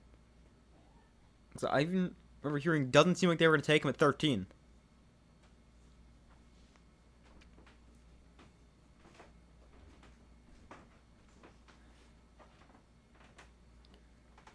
But I mean, it's a good situation for him, so it makes sense for Ty Simpson. The Rams getting their quarterback of the future doesn't sound a terrible idea. So here is the Lions at number 17. And they go Blake Miller, offensive lineman from Clemson. So they do go offensive line, not necessarily the one I would have expected. But they go Blake Miller. He was the right tackle And he is going to be now playing for the Lions. And I mean, I wonder if they keep him at right tackle and kick Penei Sewell to the left side, or if they try to switch him to the left side. That is an interesting conversation we've got to have for the Lions. I would think it would be moving Penei Sewell, but you never know. He started over 50 games at right tackle for Clemson. And now we'll see what the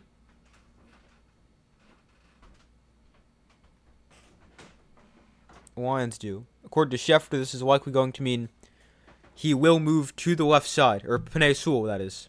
Will move to the left side.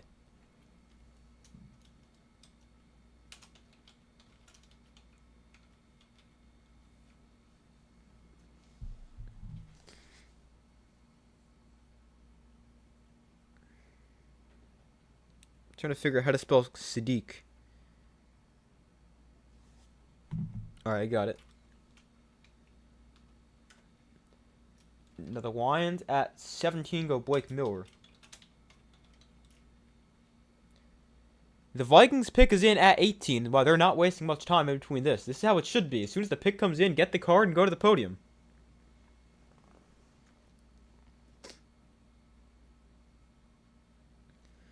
So the Vikings at 18. Oh, they go Caleb Banks. Wow. They pass on Dylan Thieneman. And they go defensive tackle and take Caleb Banks at 18. That is a surprise. I mean, there was concerns about him falling out of the first round because of a foot issue. Instead, he goes at 18 to the Vikings. That's an interesting one. I mean, he's a good player. Really good athlete. He's 6'6", 327 pounds. And he's the pick for the Vikings. I mean, defensive tackle is a major need for them. So it makes sense, but a little surprised to see him go there. And then pass on a safety like Thieneman.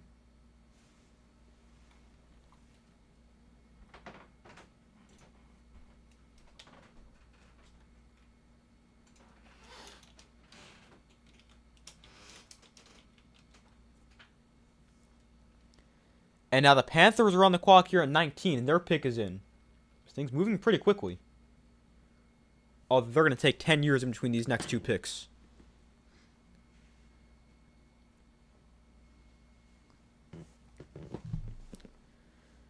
Cowboys so far winning the draft. Yeah, I know. Getting Caleb Downs, having another first-round pick. I do not like the draft the Cowboys have had. But I'll go back to the Giants. I don't love it. I mean, Arvell Reese, he's good, but he was not my first choice. Especially now knowing they're going to play him at inside linebacker. I mean, you can move him all around, sure. But if you're going to take an off-ball linebacker, why not Sonny Styles, who is the better of the two as strictly an off-ball linebacker? So that doesn't make any sense. And then at 10, I like Francis Mauigoa a lot, but over Caleb Downs, I mean, that's the part I don't like. Mauigoa is great, and I think he's going to be a really good player, but over a player like Caleb Downs is what I don't like about that pick. So, not the biggest fan of the two picks the Giants have made. It could be worse, but I definitely think they could have done a lot better.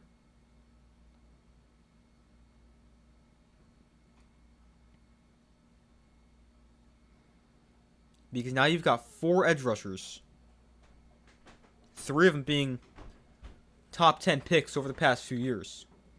Because you've now got Arvell Reese, Kayvon Thibodeau, and you've got Abdul Carter, who obviously took 3rd overall last year.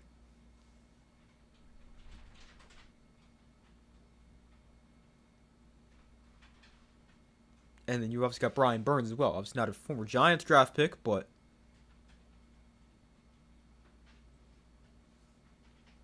he's also an edge rusher, and a very good one. Honestly, didn't get the Reese pick either. Yeah, I mean, I'm not saying he's not a good player. Just I don't like the fit with the Giants.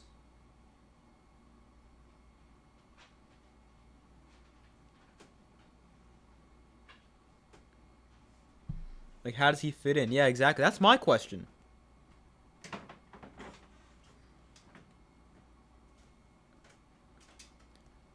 The Eagles have traded with the Cowboys. Wow. An in-division trade. The Eagles get 20 and a seventh. The Cowboys get 23, 114, and 137.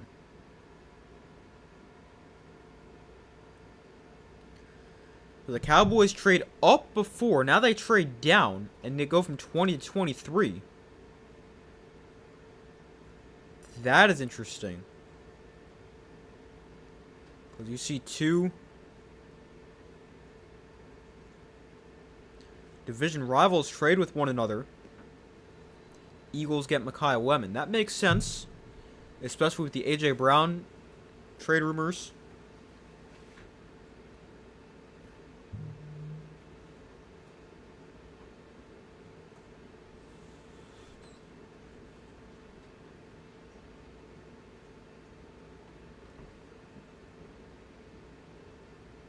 I think they could also go offensive line. Maybe Monroe Freeland. He doesn't have to play right away. He can sit behind Wayne Johnson. Really good athlete. He could be the pick there at 20 for the Eagles. Obviously, we'll wait and see.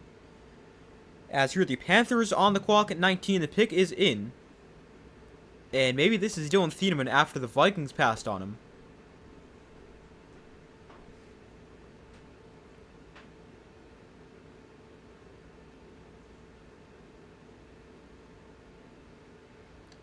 And the Carolina Panthers at 19. They take Monroe Freeling. They go offensive line. As Monroe Freeling goes to the Panthers. So much for the Eagles getting him.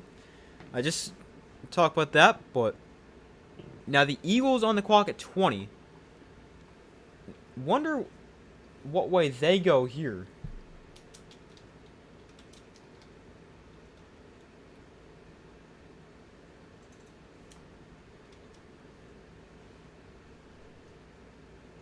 We gotta change what we've got here.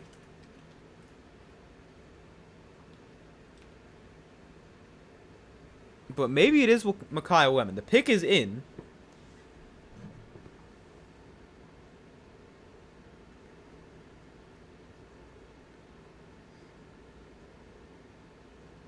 Again, it's 20 and a seventh. Next year's 7th. To the Cowboys for 23, 114, and 137. Or that's what the Cowboys are sending. They're sending 20 and 7th next year.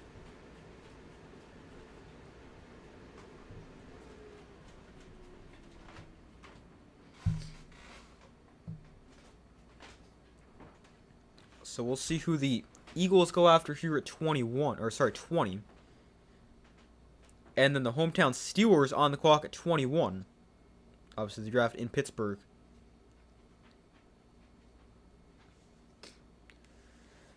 So Eagles at 20. Who do they trade up for?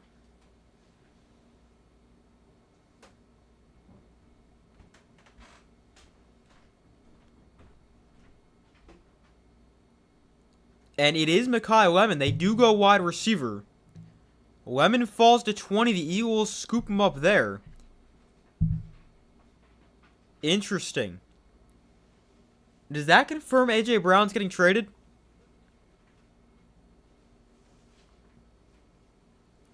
And A.J.'s gone. Yeah, I think that might confirm that. Micaiah Lemon goes to the Eagles at 20. They make the trade with the Cowboys to get him.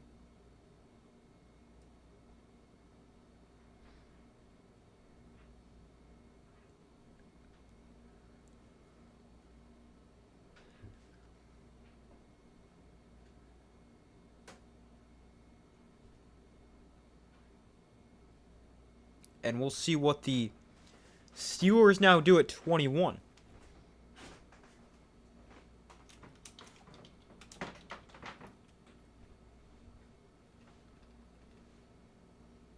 And I mean, the possibility the Steelers now taking Ty Simpson is no longer there. Obviously, he went to the Rams before.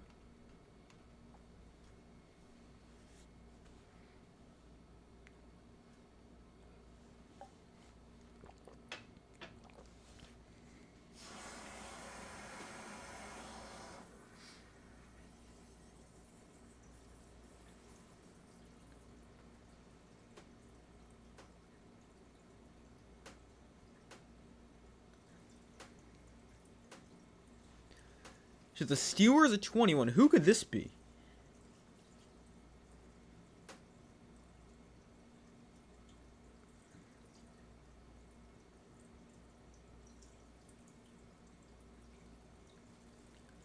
So Lemon goes 20. The Steelers at 21 are on the clock.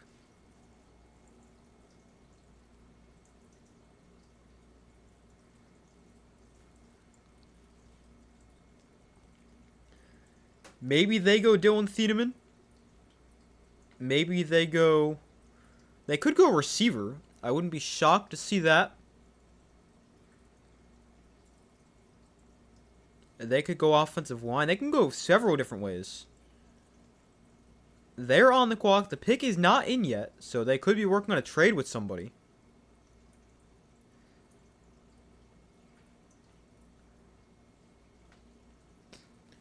Chargers 22. And the Cowboys at 23.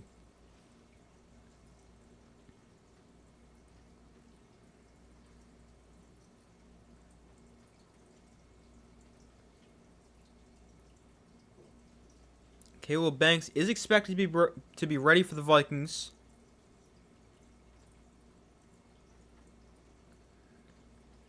For the start of off-season or training camp after he had foot surgery.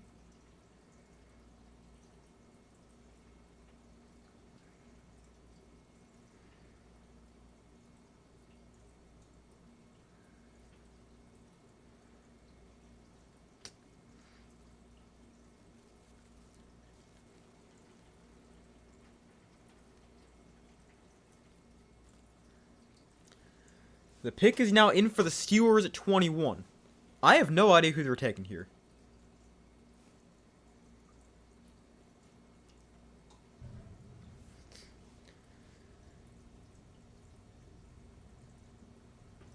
You've obviously got the Steelers. They can use a lot. Still don't know if Rodgers is coming back.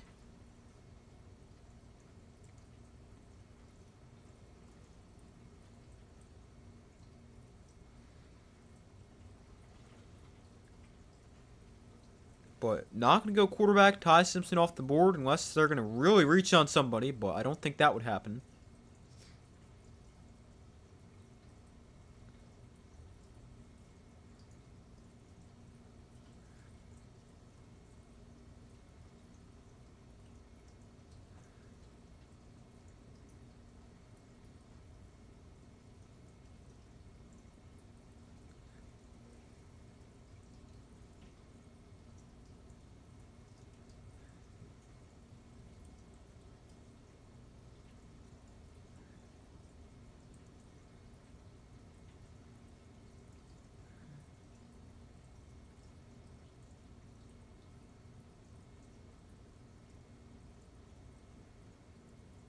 But we still wait on the Steelers pick.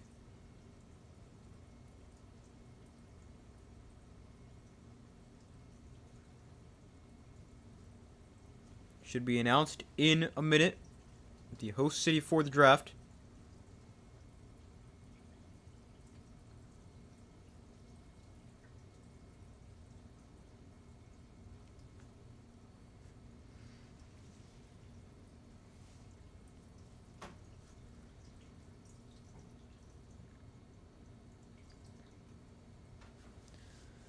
But the Eagles receivers, they've now drafted Mekhi Lemon, they signed Hollywood Brown, signed Elijah Moore, and traded for Dontavian Wicks. That's the fourth receiver they've brought in since the start of the offseason, which, I mean, A.J. Brown's going to get traded. Like, that's pretty much a sure thing at this point.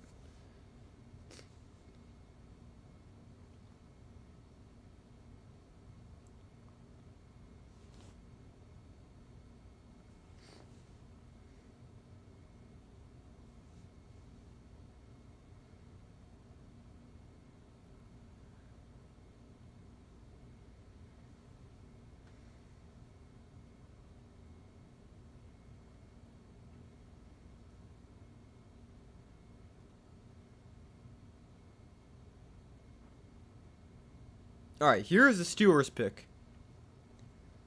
In a couple minutes. Wow, is he bringing out like everybody? There's a lot of people coming out with Roger Goodell for the Steelers.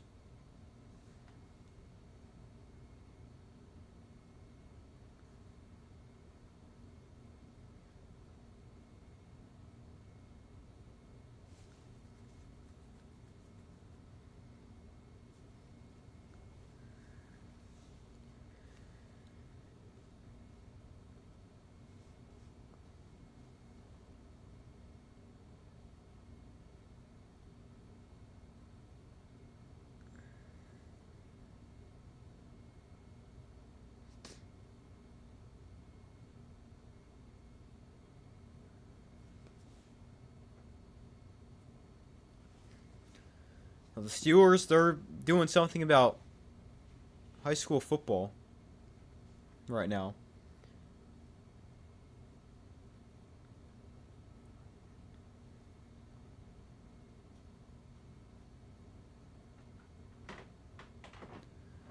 So the pick for the Steelers at number 21.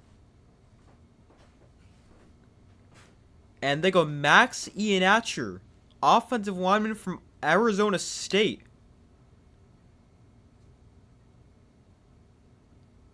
So they go offensive line.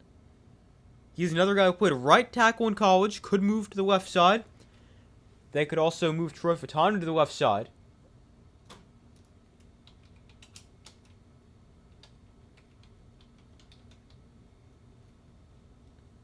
But Max Ihenacho goes 21 to the Steelers. And now the Chargers on the clock at 22.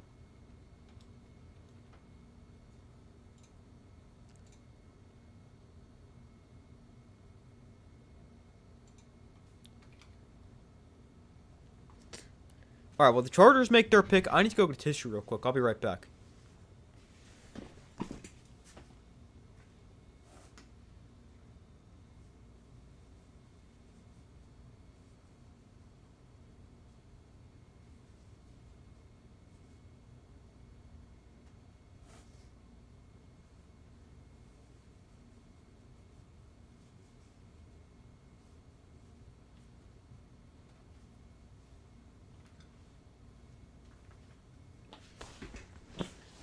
Alright, I'm back.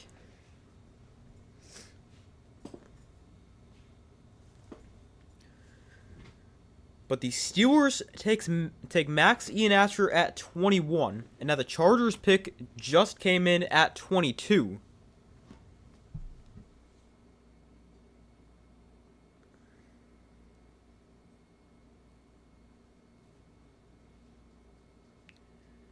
We'll see who they'll go after.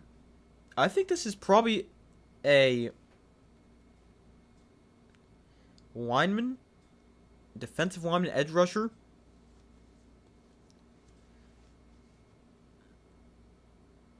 For the Chargers, I mean, they could also go take a safety. Thieleman's still here. Emmanuel McNeil Warren's still available. Akeem Mesidor might be the pick at 22. Keldrick Falk is available.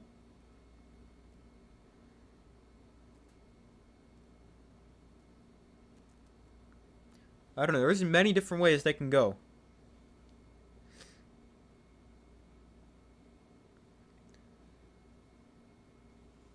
But we'll see what the Chargers do at number 22.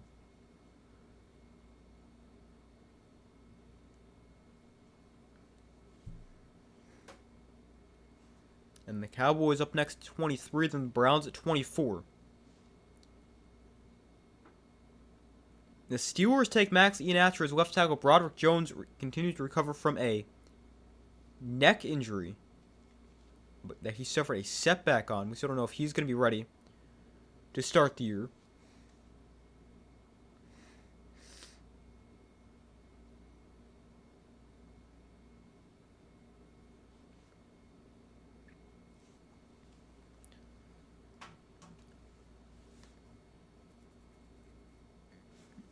So here is the Chargers pick, number 22. Let's see who Jim Harbaugh wants to take.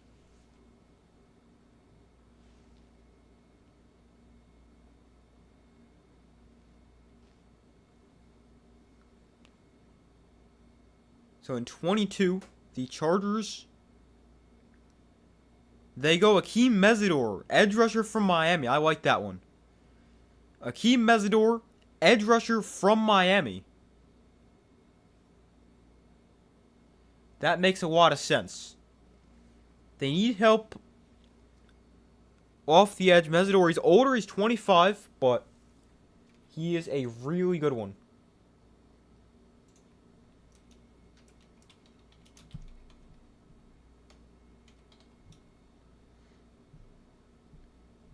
He was great at Miami this past year. And he now goes to the Chargers at 22. Cowboys on the clock at 23 after trading back a few spots with the Eagles. We'll see what they opt to do.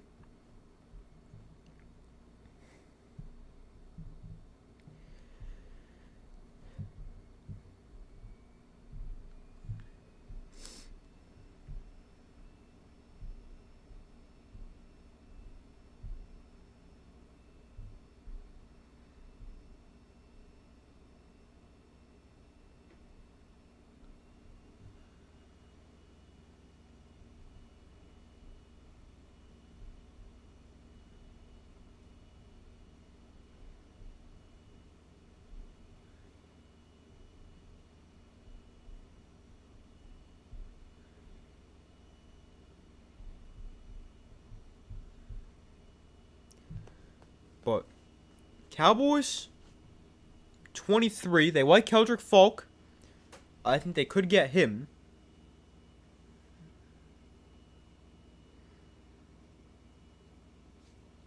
They've been linked to him. I like him a lot. Needs to develop as a pass rusher for sure. But as far as a run defender goes, he is really good.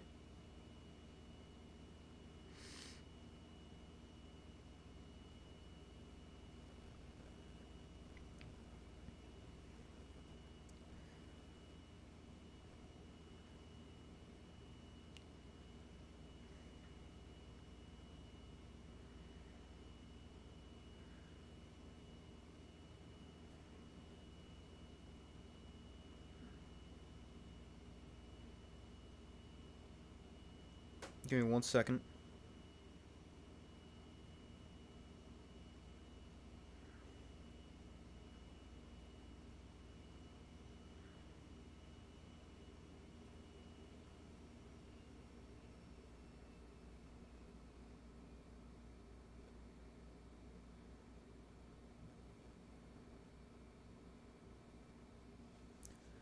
Alright, but we wait for them to come back from commercial. Cowboys still making their pick at 23. They already made 2 trades. Maybe they're working on another. You never know. Definitely wouldn't rule that out of the question. No, the pick is now in for the Cowboys. They have made their selection at 23. I think this is going to be Keldrick Falk. Caleb Downs, Keldrick Falk, that is a really good pairing in the first round.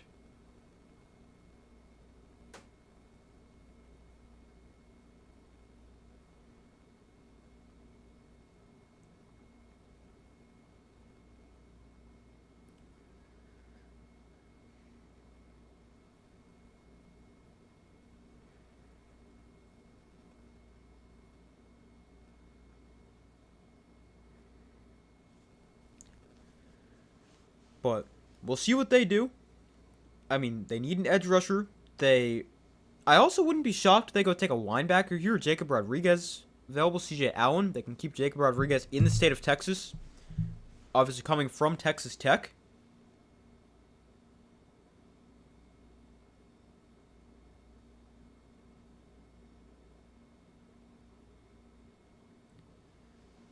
But there's many different ways they could go.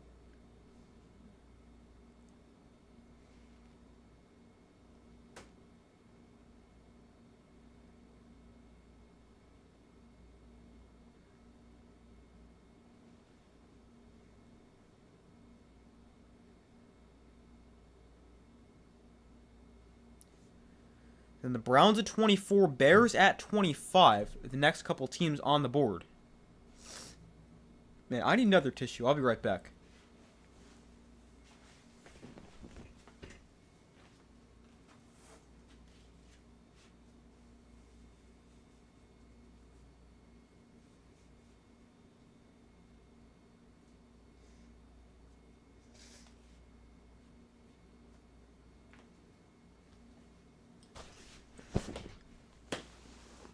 Alright, I'm back. So Cowboys at 23 can go many different ways. I think it's Keldrick Falk here, but we'll see.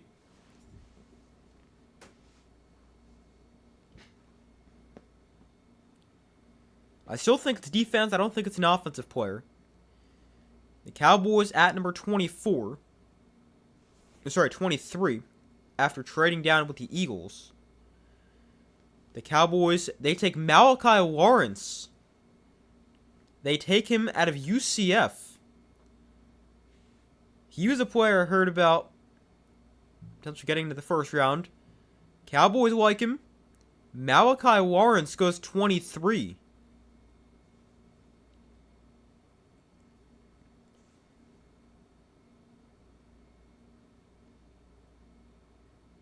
He is a really good player. Productive in his time at UCF. 6'4", 253, almost 6'5".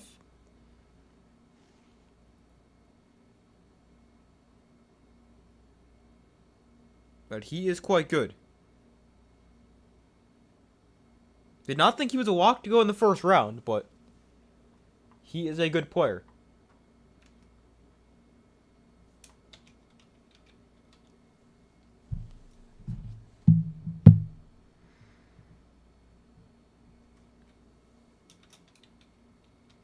Just making sure I spelled his name correctly.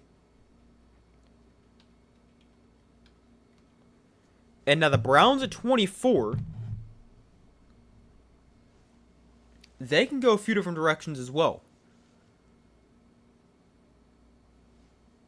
They took an offensive lineman before. I guess this could be defense, but I think they're also in a spot they could take a receiver. I think Omar Cooper makes a lot of sense. Casey Concepcion makes sense. Denzel Boston makes sense. I'd consider a receiver right here at 24 from the Browns. And the pick is in. And we'll see who it is.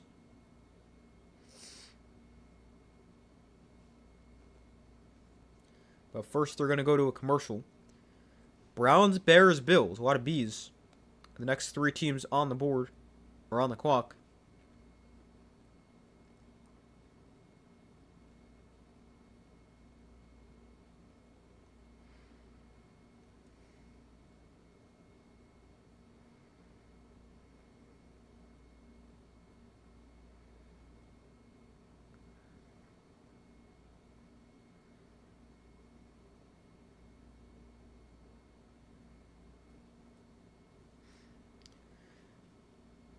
But the Browns pick is in. Let's see, I'm trying to think. What did I have them doing last week or yesterday? The Browns go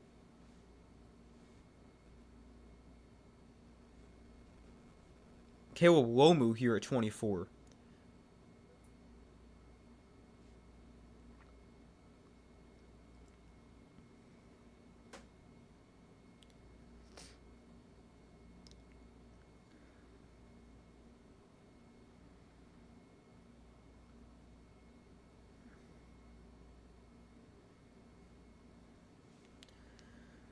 But they got their offensive lineman actually from Utah before in Spencer Fano.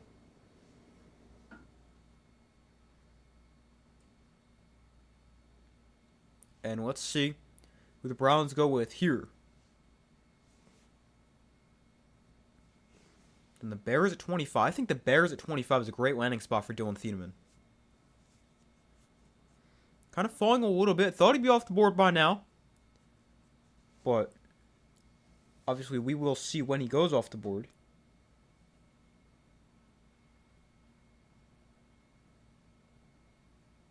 Denzel Boston Shirley. Makes sense. The last time the Eagles and Cowboys made a first round trade was 2021. The Eagles got Devontae Smith, Cowboys took Micah Parsons. This year they swapped again and both end up with the same position. Eagles get a receiver, Cowboys get an edge rusher.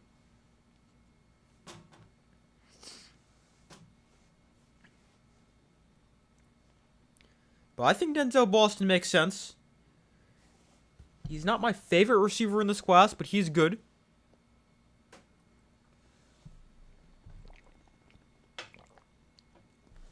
We'll see what they do.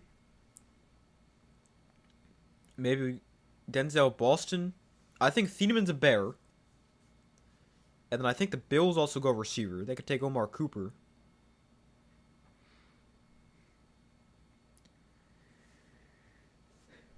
So let's see.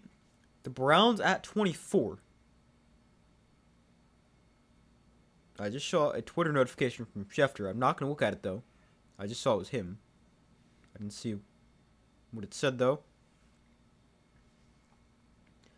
The Browns, this is part of the return from the Travis Hunter trade last year. They've already got Mason Graham, Quashawn Judkins, Dylan Sampson, and now this is their last pick they got from that trade last year, where they traded down from 2 to 5 with the Jaguars.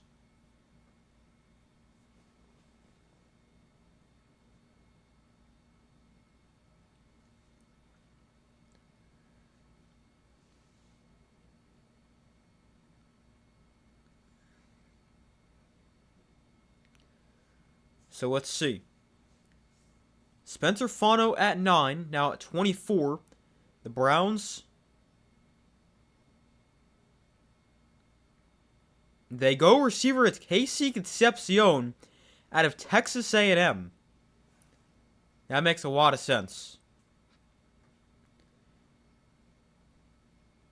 Thought it was going to be a receiver. Really, just which one they wanted. It's Casey Concepcion, and he is the newest Cleveland Brown. That makes a lot of sense, considering their receivers are terrible.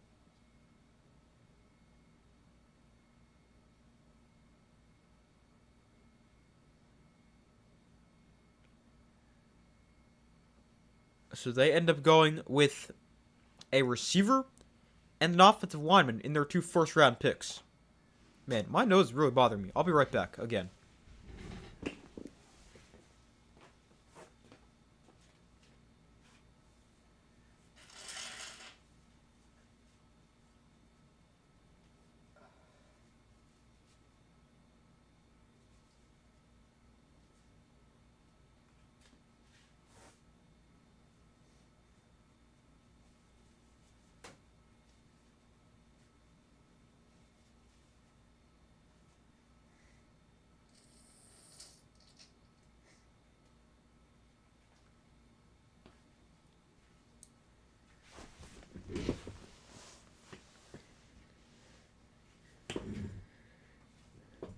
So Casey Concepcion goes 24 to the Browns.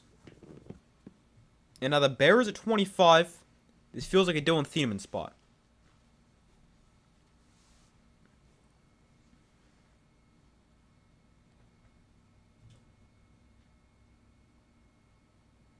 I just think that's the way things play out. The pick is in for the Bears.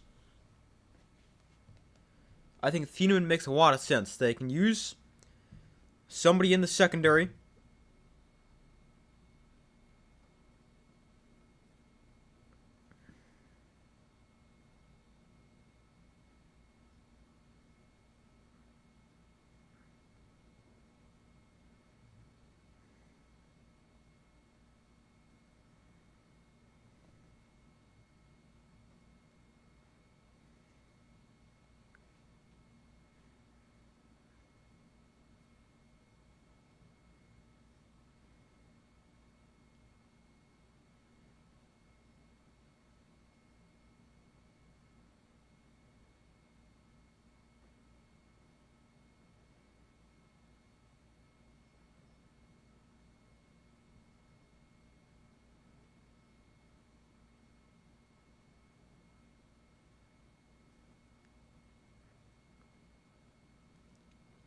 Just give me 1 second.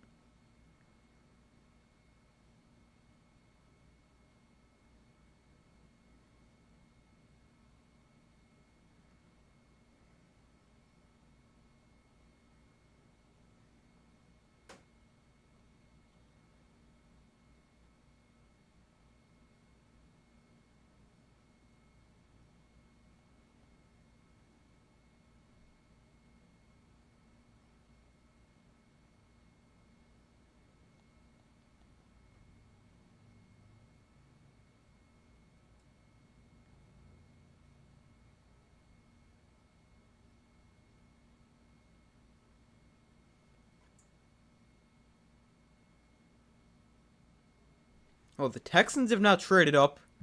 They've made a trade with the Bills. The Texans go up to 26. The Bills go back to 28. That is an interesting move.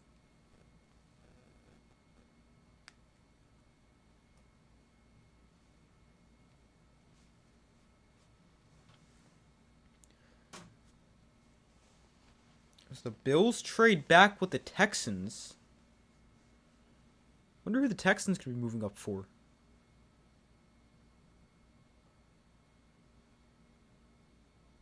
A lot of the linemen are already off the board. I guess they could go for a defensive lineman. They could go get someone like a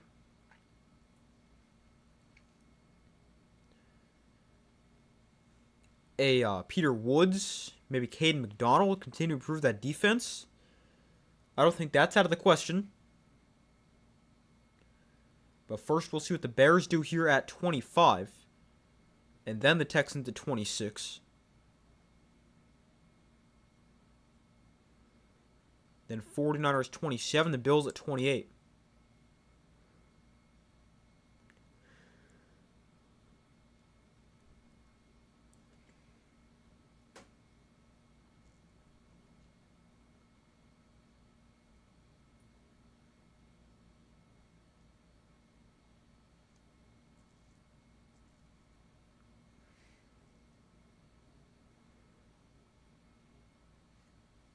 But we'll see what ends up happening here.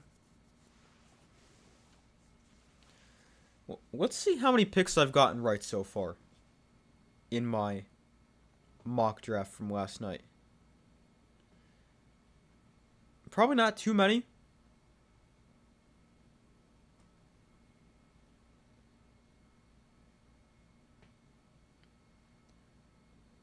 But let's see. Obviously got Mendoza. But I'll count him after the pick gets announced here for the Bears. Roger Goodell making his way on stage.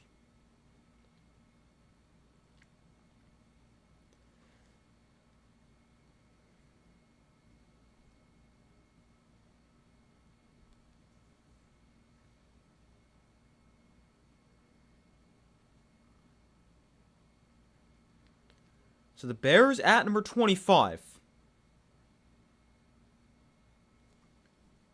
Is it Dylan Thieneman? It is Dylan Thieneman. Thieneman goes 25 to the Bears. That is a great pick. They lost Jaquan Brisker and Kevin Byard. They did bring in Kobe Bryant. But they bring in Dylan Thieneman in the draft at 25. That is a really good pick. I like that one a lot. For the Bears. And now the Texans are on the clock after the trade with the Bills.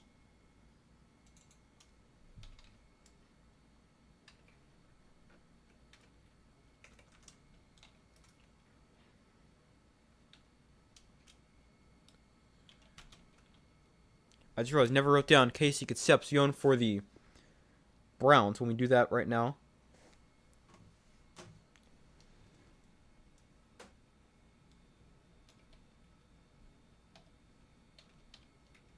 And then the Bears at 25, Dylan Thieneman.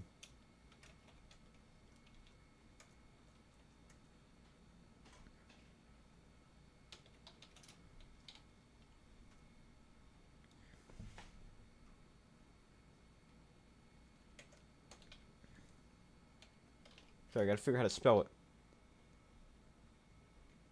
Because spelling some of these names definitely not that easy.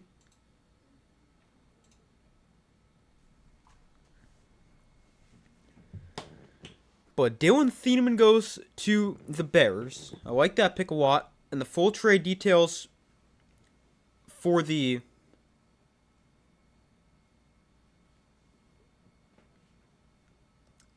Bills and Texans. Texans get 26.91. Bills get 28.69 and 167.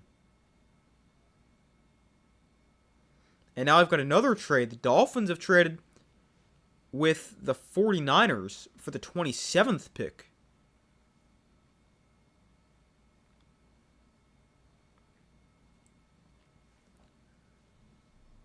So the Texans on the clock right now, Dolphins right after. Now at 27. Good to see you again. Hope you enjoy the next couple of days of the draft. Hope you've been well. I've been well. How have you been? Good to see you as well.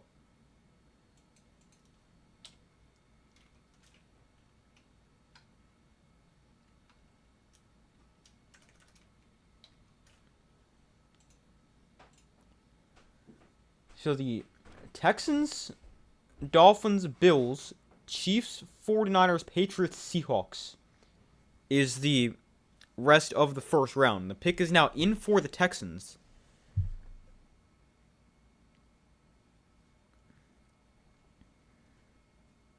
So now who could the Texans have moved up for? Obviously, we'll find out in a few minutes, but let's see. I think it could be a Caden McDonald or a Peter Woods, an interior defensive lineman. Unless they're moving up for a guard, and they're going to go get a Emmanuel Pregnon or Chase Basantis, somebody like that. You're at 26.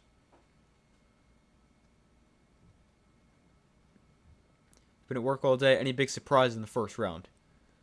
Really the only major surprise so far is the Rams took Ty Simpson at 13.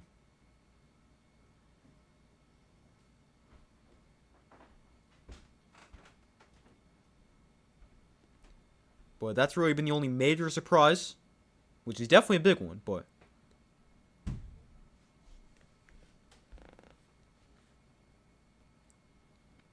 so the trade with the Dolphins and 49ers, the Dolphins get 27 and 138. 49ers get 30 and 90.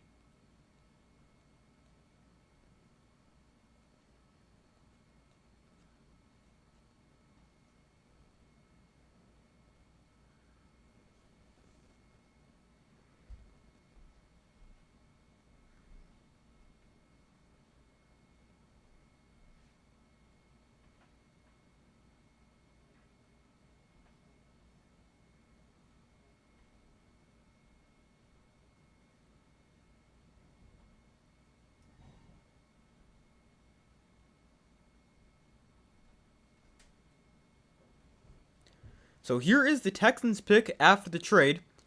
And they go Keelan Rutledge, guard from Georgia Tech. So they do go offensive lineman. They move up for an offensive lineman. Keelan Rutledge from Georgia Tech is the pick there at 26. I mean, that makes a lot of sense. They need help along the offensive line. And Keelan Rutledge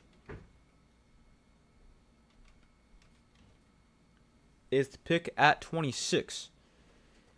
He's a really good player to Georgia Tech. Really good on the run game. And he goes 26. And now the Dolphins at 27 after the trade with the 49ers. We'll see what they can do. At least the cornerback class looking good for us at the moment. That is true. Corner looks very good right now. We've only seen, what, one go? Mansour Delane?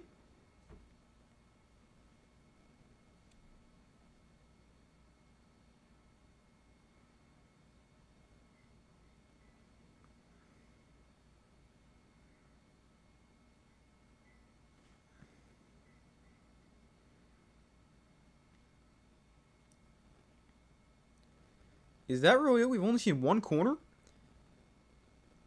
I've seen a couple safeties, but only one corner.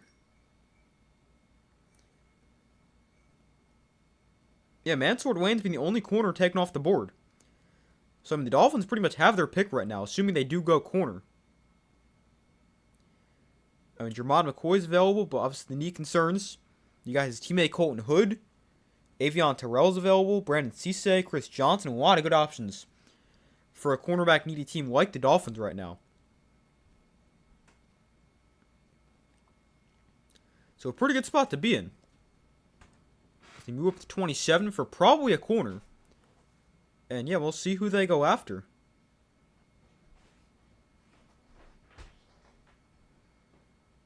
I am very interested to see if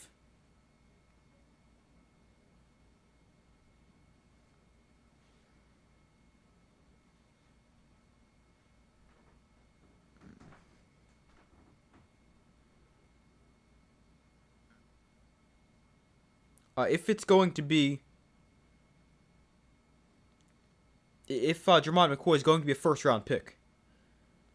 Because obviously the talent is there, but will the injury issues keep him out of the first round? That is a major question that's been surrounding him for the last several months. He tore his ACL in 2024, did not play at all in 2025. And that is why he could fall out of the first round.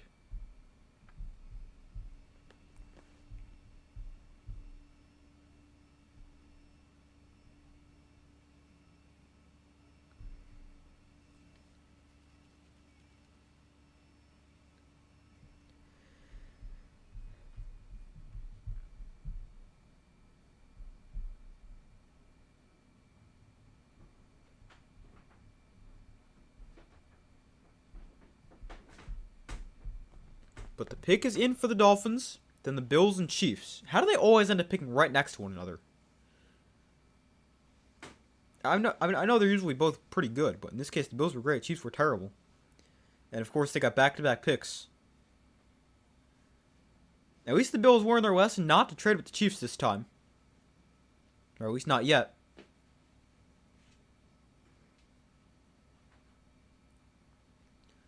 But we've got 6 picks left in the first round. It definitely has gone by a lot quicker. Usually the draft stream's like 4 hours. So I mean, even though they only took 2 minutes off each pick, it does look like it's gone faster, which is definitely good news.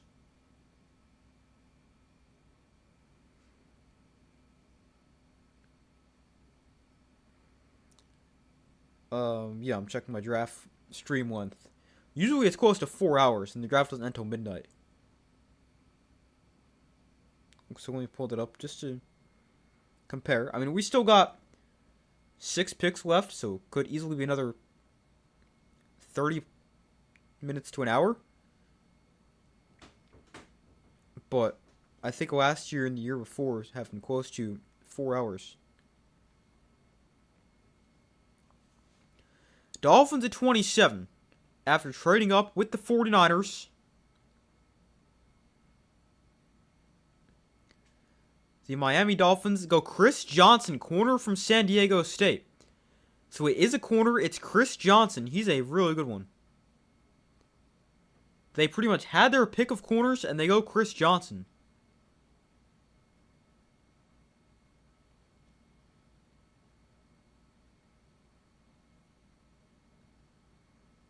That makes a lot of sense. Now the Bills on the clock at 28.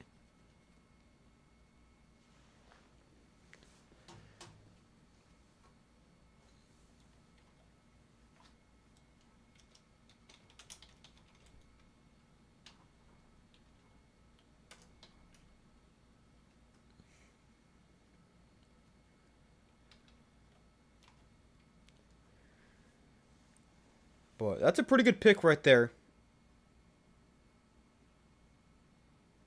After the trade up there for the Dolphins. And now the Bills are trading again. The Bills have traded the pick to the Patriots. And the Patriots move up from 31 to 28. Another in-division trade. And we'll see what they opt to do. As they go up 3 spots, jump the Chiefs and 49ers. And now the Dolphins and their 2 picks go Caden Proctor and Chris Johnson. 2 very solid players.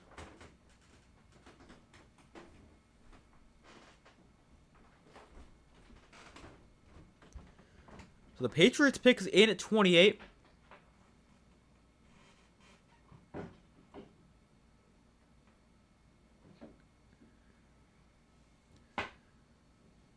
Who could this be?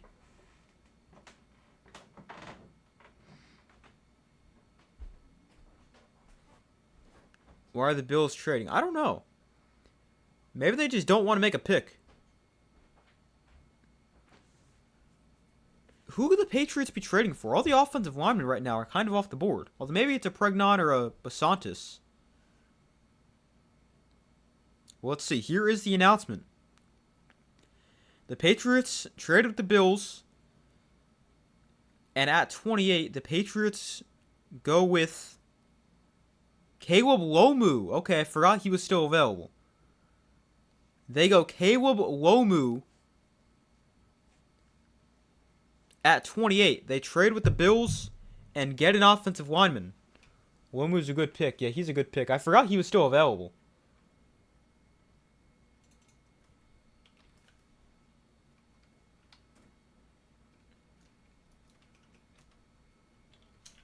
Boy, that's a good one.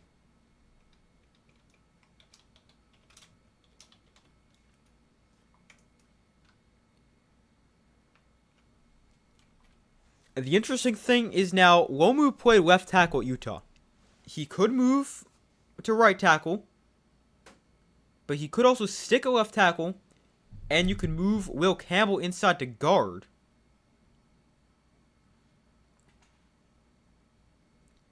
Because obviously Campbell's got the arm length concerns and really struggled in the playoffs.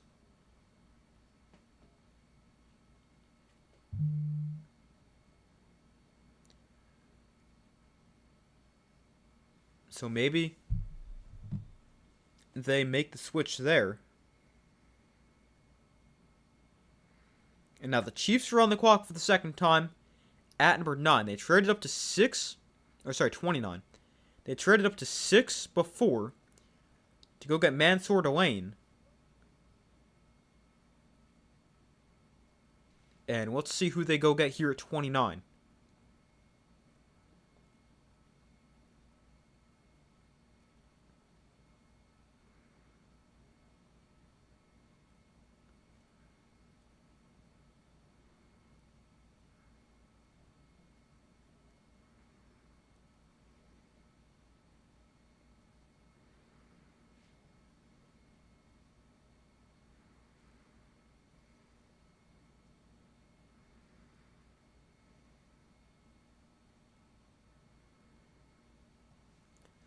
So the pick is in for the Chiefs here at 29, then the 49ers at 30, Bills at 31, and then the Seahawks at 32.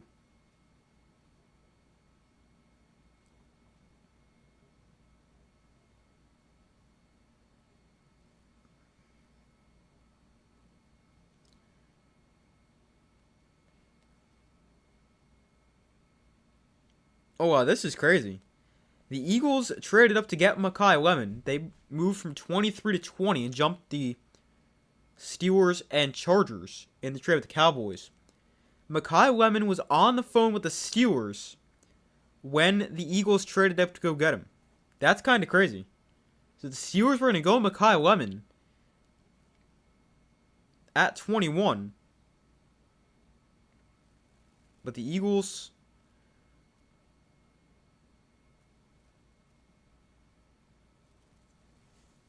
jump the Steelers and they get the receiver instead. Very interesting.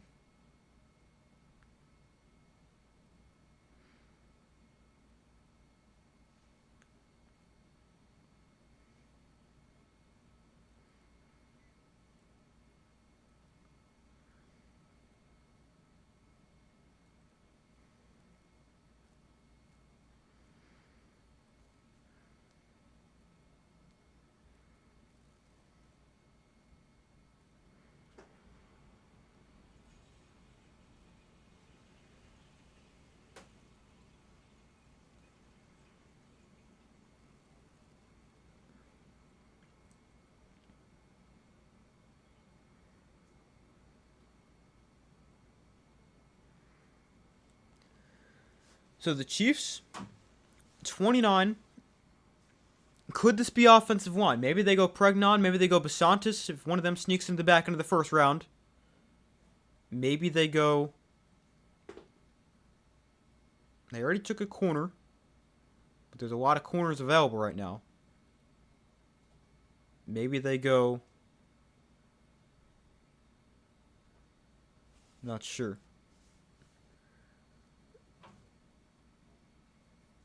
Oh, the 49ers are traded down again. The Jets are on the clock at 30.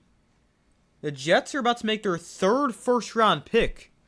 They have traded the 33rd and 179th pick to the 49ers for the 30th pick. So the Jets going to make their third first-round pick of the day.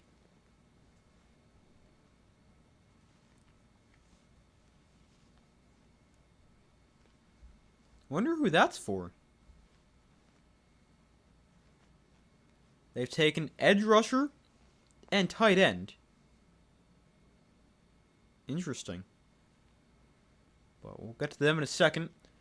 The Chiefs at 29 right here.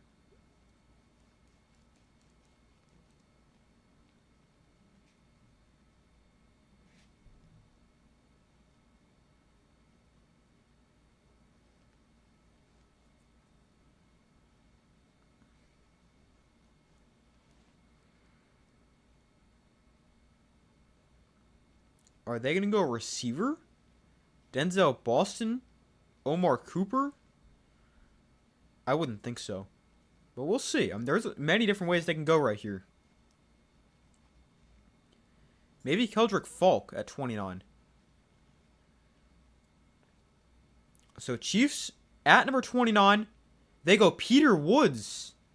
Defensive tackle from Clemson.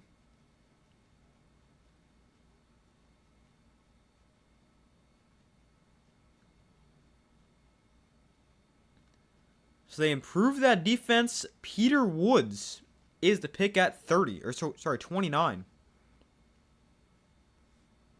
Makes sense. He's a good player. A little bit undersized, but he is quite good.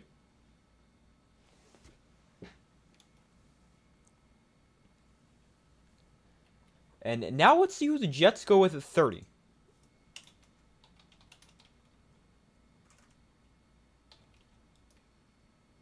Oh, I just realized this gets cut off.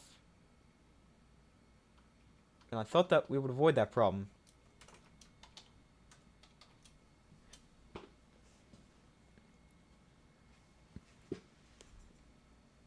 And the pick is in for the Jets at 30. So they had somebody in mind when moving up. Now we just got to see who. But also, let me fix this real quick so we can get everybody on the graphic. Or on the scrolling thing on the bottom.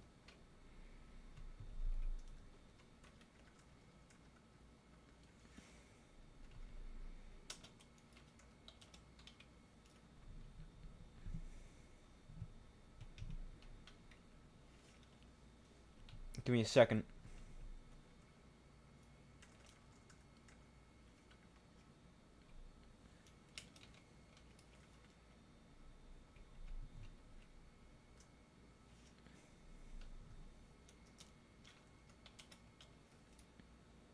So the Chiefs go defense both picks, Matt Sordaway and Peter Woods, with their 2 first-round picks.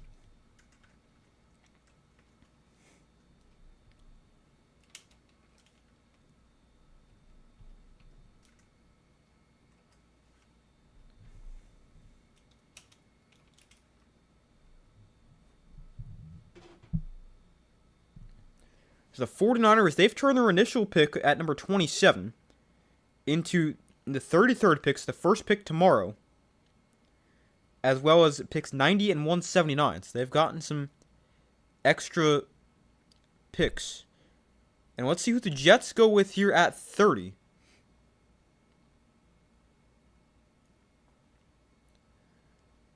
I really don't know who this would be.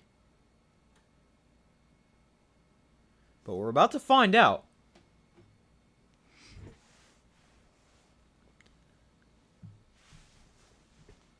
So the Jets at number 30 going to make their third first-round pick of the draft. And the Jets at 30, they go Omar Cooper. They go with another playmaker on the offensive side of the ball. Omar Cooper goes to the Jets. So that's two pass catchers, Sadiq and Cooper. And the Jets really trying to build some more talent in the offensive side of the ball. That makes a lot of sense. Still don't have a quarterback, but it's a good pick.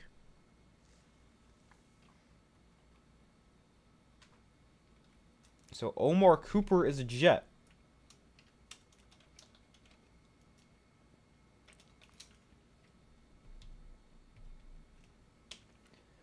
Now you got the Bills at 31, and then Seahawks 32. Final two picks of the day.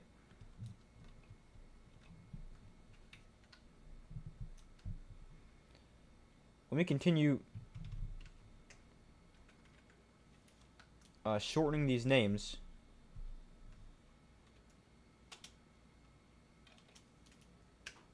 So we can fit all these guys on the bottom.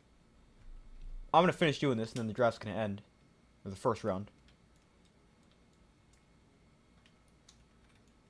And just so you guys know, I will not be streaming the draft tomorrow. I'll be talking about it, but I'm going to be streaming the UFL game between the Stallions and the Defenders tomorrow. But obviously, I'll still mention stuff about the draft, talk about that in between, but I'm going to mostly be focusing on the UFL tomorrow.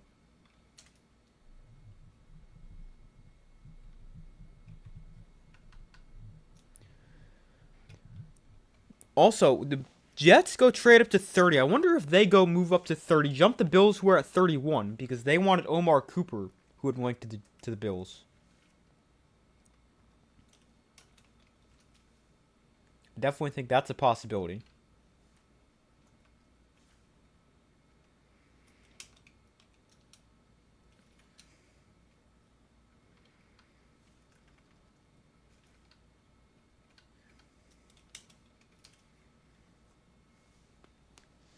No, now the Titans are on the clock. The Bills make another trade.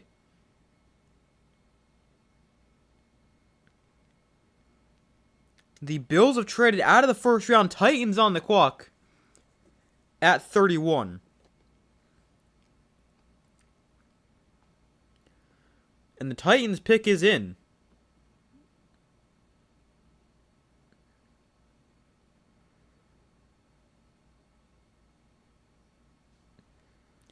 Maybe an offensive lineman, edge rusher, receiver. Wonder who the Titans go with. Schefter's tweets is looking for receiver help. Maybe this is Denzel Boston?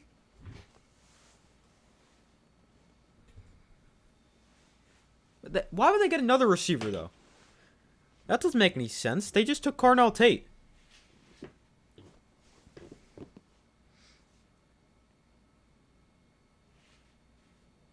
So it's not going to be another receiver. How often do you see teams take two first-round receivers?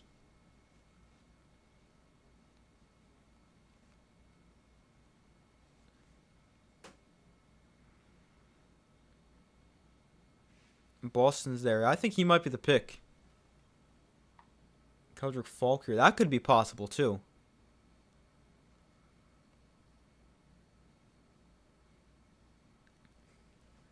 Also, sorry, I wasn't looking at the comments for a while. I really like Omar Cooper. Yeah, I think that's a good pick. Good first round for the Jets. Yeah, I'd agree. And not much for draft, but saw you streaming and stopped by to show your support for your channel. Thank you, I appreciate that. I don't know if you sent that a while ago, because I wasn't looking to chat, but thank you, I appreciate that. And maybe Keldrick Falk could be a corner, with several available. But let's see. Titans at 31. Second to last pick of the first round.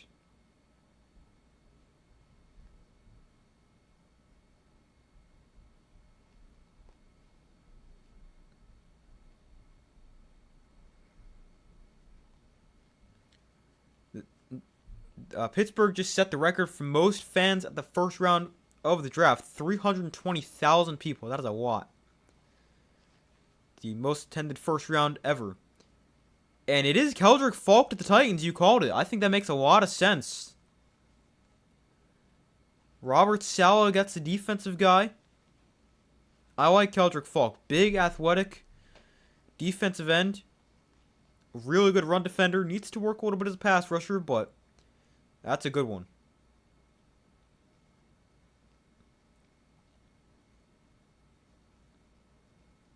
So the Titans, they get Cam Ward, a playmaker, at 4 with Carnell Tate. And now that Robert Saleh gets a guy on the defensive line in Keldrick Falk at 31. And now the Seahawks here at 32 for the final pick of the first round.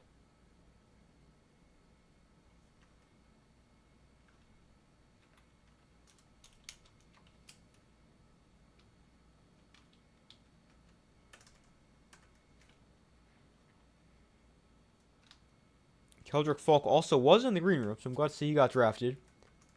Because it's always... I mean, you never want to see somebody be in the green room and not get drafted in the first round. Then you got to go home and... that must just feel terrible. But glad to see he got drafted. He's also a really good player. I like him a lot. I think he's a good one.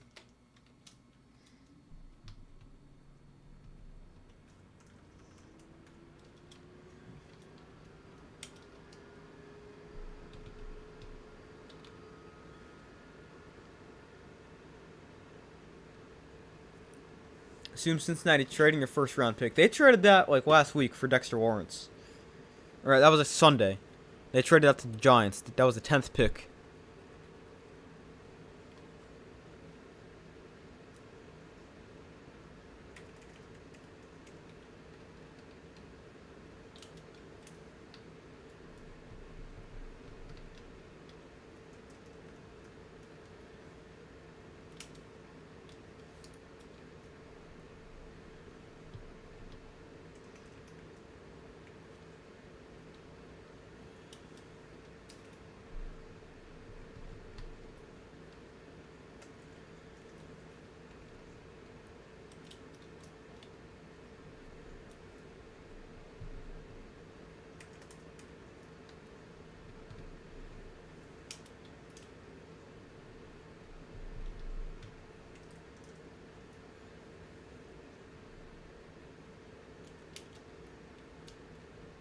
Just give me 1 second. I'm almost done going through all these players.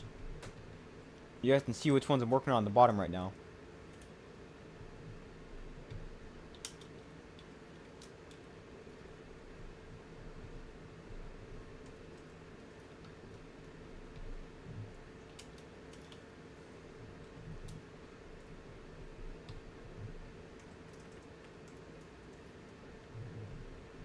I should be able to get all these guys in here now. Hopefully. No, not quite. Oh man, still gonna get cut off a little bit.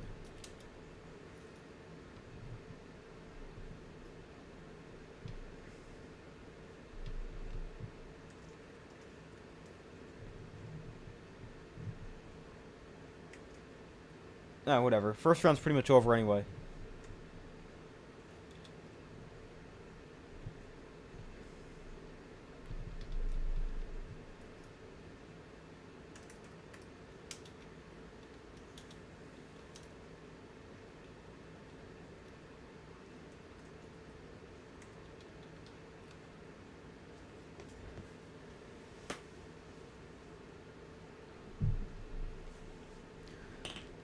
Pardon my ignorance, but what position?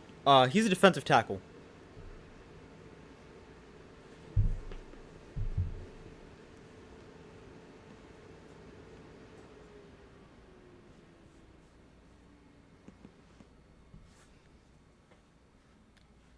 So here is the Seahawks 32, final pick of the first round. There's been rumors they might go running back here and take Jadarian Price, making him the second Notre Dame running back taken in the first round. We'll have to see if those rumors are true. The pick is in.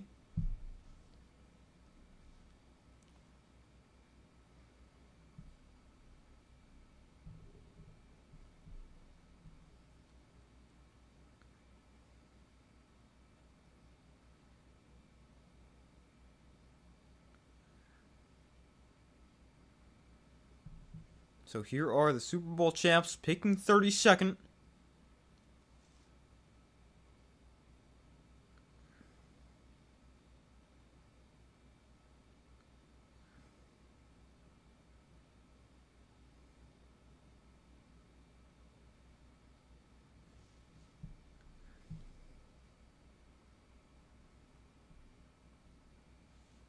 Oh, sorry. I just realized your question. I thought you were asking about what position Dexter Lawrence is. Sorry, I completely missed that. Edge is like an edge rusher, like defensive end, linebacker, outside linebacker type. Sorry, I completely misread that. Sorry about that.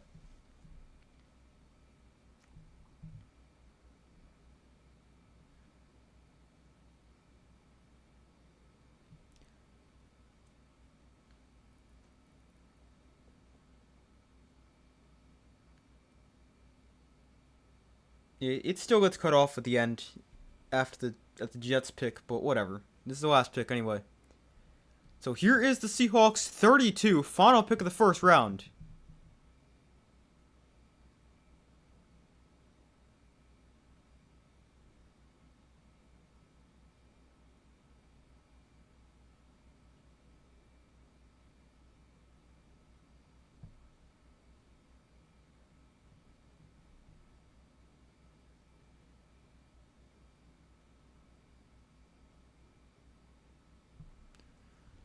So the last pick of the first round, the 32nd overall pick, the Seahawks. They do go running back, Jadarian Price. Wow. Price is the pick at 32. Two Notre Dame running backs go first round. And the Seahawks get their Kenneth Walker replacement in the first round. And it's the first time in the common draft era that there's two running backs taken in the first round from the same school, with Jeremiah Love and Jadarian Price.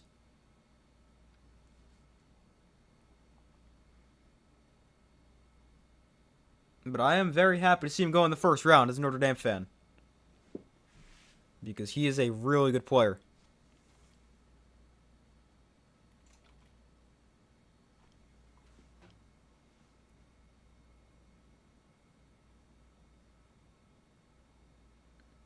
They needed a running back. I think he'll come good. Yeah, I think so too.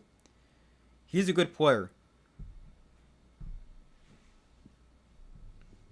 Does a good job breaking tackles very fast. Return kicks for touchdowns to Notre Dame. He is a good player. Seahawks. I don't know if it'll be Kenneth Walker right away, but I like him a lot. I'm glad to see him get into the first round.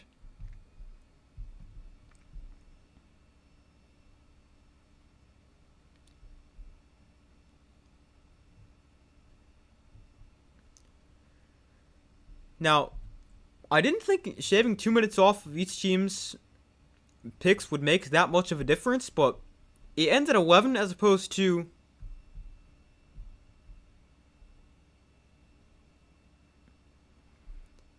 as opposed to 12, so that makes a lot of sense. And it really worked out. But I really like that change they made. I didn't think we would really do anything. I thought they would just talk a lot more and show more commercials because they love commercials and money, but I'm glad it's only a 3-hour process instead of 4.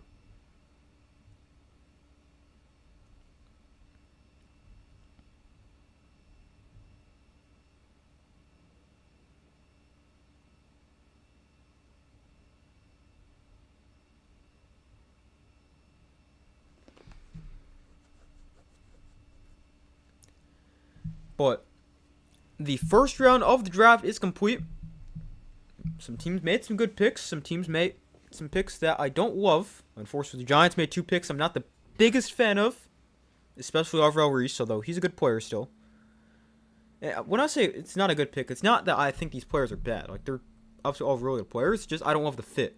And I think the teams could have done something better. But